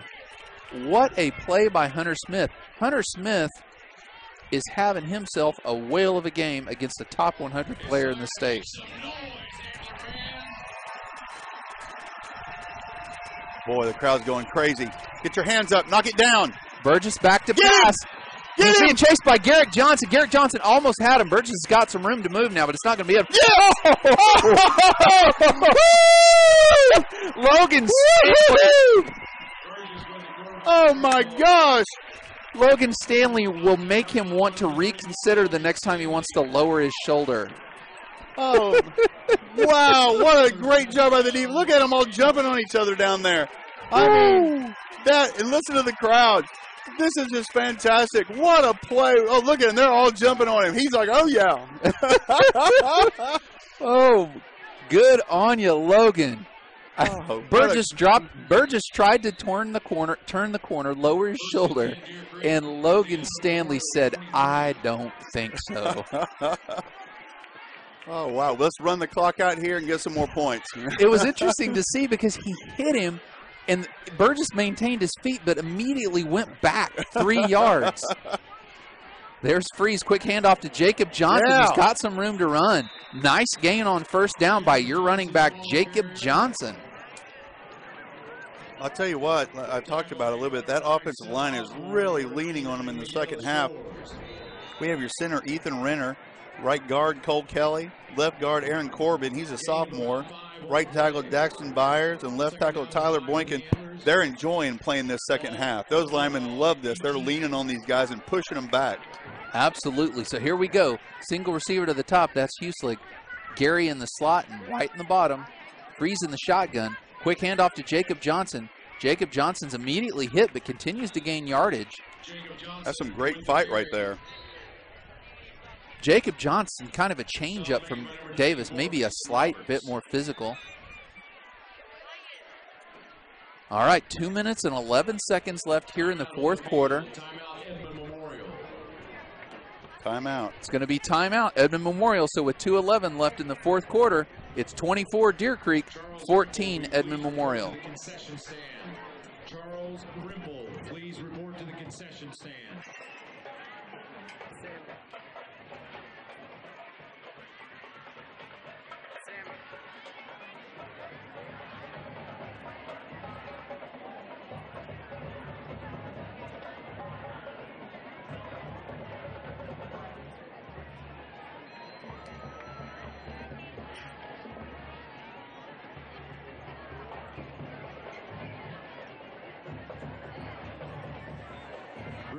Gentlemen, no fans are allowed on the field after the game. You can meet the team as they come off the field beyond the gates. No fans, please, on the field. Resuming play. All right, so here we go. 2:11 left in the 4th quarter. 24-14. Deer Creek's in the lead, and Deer Creek's driving. Freeze is back in the shotgun. Twins to the top. Single receiver to the bottom. That's Huselig. Freeze rolls out to his left. Quick pass to Huselig just through the hands, a little low and outside. Huselig tried to make a play in the ball and just couldn't quite get there. He was open. I think he threw it real hard too and away from him to the outside where only he could get the ball. So no interception. Let's come out here. We've got about a 35-yard field goal. All right, so we're going to see Alexi Oldham here. 2:05 left in the 4th. 24-14, Alexi Oldham out to kick again for the Antlers. This one's a little more centered in the middle of the field. These are the first field goals he's got to kick this year, too. Right, that's exactly right. Big game, big foot. Let's go here. So Lexi Oldham's back to kick. They await the snap. There's the snap in the place. Kick is up. Nice. Kick is good. So that brings your score 27-14 with 2:04 left in the fourth quarter. We ran off a little over a minute on the clock. Got 3 points out of it. Absolutely. 2:04 left in the game. We'll kick off again, and we'll see what happens. Absolutely. I mean, and they're really Burgess is going to have to do what, and look, I'm not a big Edmond Memorial Bowl fan, but based on what I've seen so far this game, throwing the ball like this in a 2-minute, it may be out of his comfort zone. It's one of those ones where if we don't give up like the fullback sneaking out play that they did in the first half, they got the big chunk yardage. If we don't give up something like that, I just don't see them being able to push it down the field on us. And I shouldn't be saying that probably. I'm saying it too early. Knock on wood. I'm knocking on everything in the press box right here. But, you know, the way our defense is playing, I feel really good. Absolutely. So here's Alexi Oldham. He's going to kick off. They've got Pope back deep again, but we'll see if they go, like I said earlier, we'll see if they go high, or we'll see if they go deep, or we'll see if they go both. My guess is they don't go deep here. You don't give Pope a chance to work his magic here. He's had 3 returns in the last 3 games that have been almost for touchdowns. Kind of a squibber. Nice. Right into the end zone. That was a line drive. That was like a 2-iron. Yeah, that's absolutely right. He thought about catching it, but it was coming at about 50 miles an hour. It's going to be 1st and 10 from their own 20-yard line. 2 minutes and 4 seconds left in this game. 2 minutes and 4 seconds away from another Antler victory. Antlers look to move it to 2-1 under new coach Wade Standley. And that's 2-1 against 6A1 schools. Yeah, absolutely right. Teams that are used to doing well. All right, so let's see. Come on, defense. Let's see what Burgess can do here. We'll have 2 receivers to the top and 2 receivers to the bottom. They're going to have the small back Dakari off to his left. Get him, Isaac. Burgess has room to run. Throws to the big guy. Nice. And it's knocked down for 34 Logan Stanley. Oh, there's a flag on the play. Dag nabbit. That's a bad call. I think they're going to say he hooked him. That was a horrible call. I mean, he came up again, laid off of him, came up and just knocked it down. Let's see what they say here, Jerry. That gets us down to about 1 minute and 56 seconds on the incomplete pass. I mean, yeah, they're going to call it pass interference. That's been their best play tonight. Yeah. I mean, really, yeah. I'm being kind of hateful, but that's been their best play tonight. I mean, it's pass interference because that was a great play by our safety. All right, Burgess in the shotgun, trips to the bottom of your screen, single receiver to the top. So here we go. Burgess is going to take the snap. Linebackers come up. Dylan Beers. Get there. Oh, Isaac Raway. He breaks free. Yeah, Isaac Raway breaks free, and Burgess had to let that fly. He went into the line and then spun out, and he was just him and the quarterback. Yeah. And the quarterback knew it. He threw it into the 3rd row. Yeah, and immediately the Bulldog offensive lineman, once Raway spun out of that, said, dag nabbit, because he knew where he was headed. Quarterback run. So here we go. 2nd down and 10. Minute 50 left. 27-14. Deer Creek leads. Burgess is back in the shotgun. Still got 4 wide receivers out there. Get there. Get him. He's under pressure. Yeah, there's got to be holding in there somewhere. Oh. Overthrows the pass intended for number 23, Dakari Charlton. That was Christmas in September that they didn't throw a flag on the holding on one of those 2 guys. I know, kidding. Our guys are really teeing off, putting their ears back and getting in there. Yeah, they know he's going to hang out back there and try to throw the ball downfield. They're going to do everything in their power not to give him the time. All right, so it's 3rd down and 10. 2 receivers to the top and bottom. Burgess is going to throw it again. Burgess throws it up high for the big guy. There he is, Hunter Smith again. No flags. Hunter Smith making another play, not allowing the big guy, Mitchell, to catch that ball. I haven't been keeping track of it, but I mean, number 2, who's obviously, like you said, a top 100 kid here in Oklahoma and a really gifted athlete, we've shut him down for the most part. They've had to throw it to him short and let him try to use his legs. I think he's got 2 catches on the night. I mean, that's fantastic. That's great effort on our defense. Absolutely. Fourth down. Kudos to Hunter Smith. 4th down and 10. They got no choice here. 2 to the top, 2 to the bottom. We'll see what Burgess can do. Here comes Preston Seibel. There's a big pass to the big guy. Immediately met by Logan Stanley. Forward progress is probably going to give him the first down. But a minute 26, and the clock's going to continue to go here. All right, let's wind it. Come on. Yeah, they're going to wind it. The clock's going to continue to go here in just a second. Burgess is back in the shotgun. Start the clock. Usual 2 to the bottom, 2 to the top. Here comes Seibel again. Rowe, he's trying to get free. Seibel, Burgess has got a little wheels, trying to make it to the sideline. Maybe gets a gain of 1, runs out of bounds. Minute 14 left. I'll tell you what, rushing the passer play after play, that's taxing on you as a defensive lineman, too. We're switching a guy out here real quick, trying to get a little bit of fresh legs in here because you can see some of our guys with hands on their hips. They've been chasing him all night long. So here we go. Defense lines up. Garrett Johnson moves Rowe to the other side. We got 2 receivers to the bottom, 2 to the top. Burgess is in the shotgun. He's going to throw it again. He's under pressure. Almost had him, Isaac. He's got some room to run. He's past the line of scrimmage. He's going to run for another first down. Here's a flag. Oh. Dag-nabbit. Let's see what that is. We got to play smart here. Let me take that dag-nabbit back if it's on them. Minute 1 left in the game. Deer Creek leads 27-14. Coming into the game for Deer Creek here, number 52, Xander Crawford. Coming off, number 56, Garrick Johnson. Personal foul on the defense. They had to have called a late hit over there. Yeah. Maybe somebody getting a little too anxious on the sidelines there. So this drive, out of their 60 yards, 30 of it have been on penalties. Yeah, that's exactly It's right. true. Yeah, that's exactly right. Come on, defense. So Burgess is in the shotgun. We got trips to the bottom. We got the big guy Mitchell at the top. He rolls to his left, throws for Emmons, overthrows him. Emmons tries to make a play on the ball, can't, just overthrows. Down to 55 seconds. Down to 55 seconds here in the 4th quarter. 27-14, Deer Creek still leads. Second down and 10. Burgess has given it everything he got trying to get him down the field here. But like I said when we started, I'm just not sure that this is his wheelhouse. Passing every single down. So here we go. There's the throw again.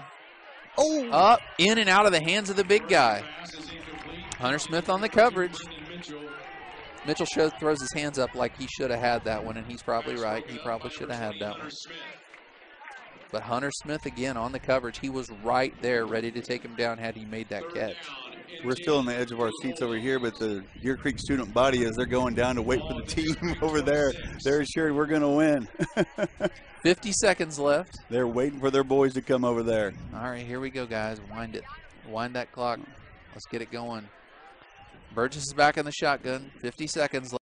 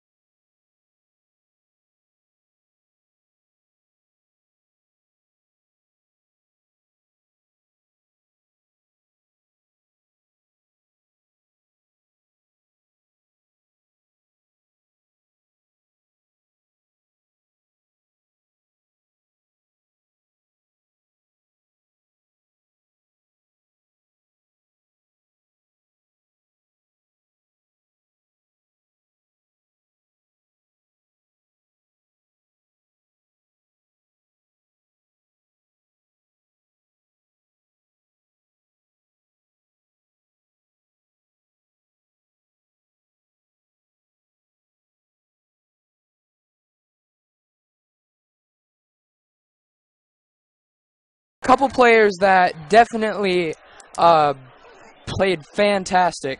Hunter Freeze, his mobility and running this game was absolutely great. I absolutely agree. We've seen Freeze run more tonight than I think we have all season. Perfect key. Hunter Freeze, big-time player tonight, making big-time plays with his feet and his arm.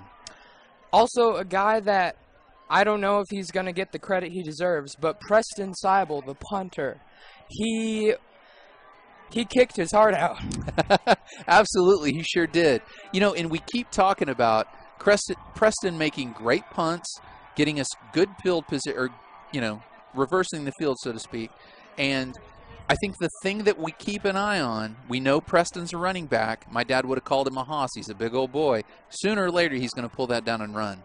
And on the defense, Hunter Smith, he was on a receiver that is probably one of the best receivers in the state. Absolutely. Hunter Smith really came up with some big-time plays. You're absolutely right. Hunter Smith really outsized by probably 5 inches and probably 30 pounds.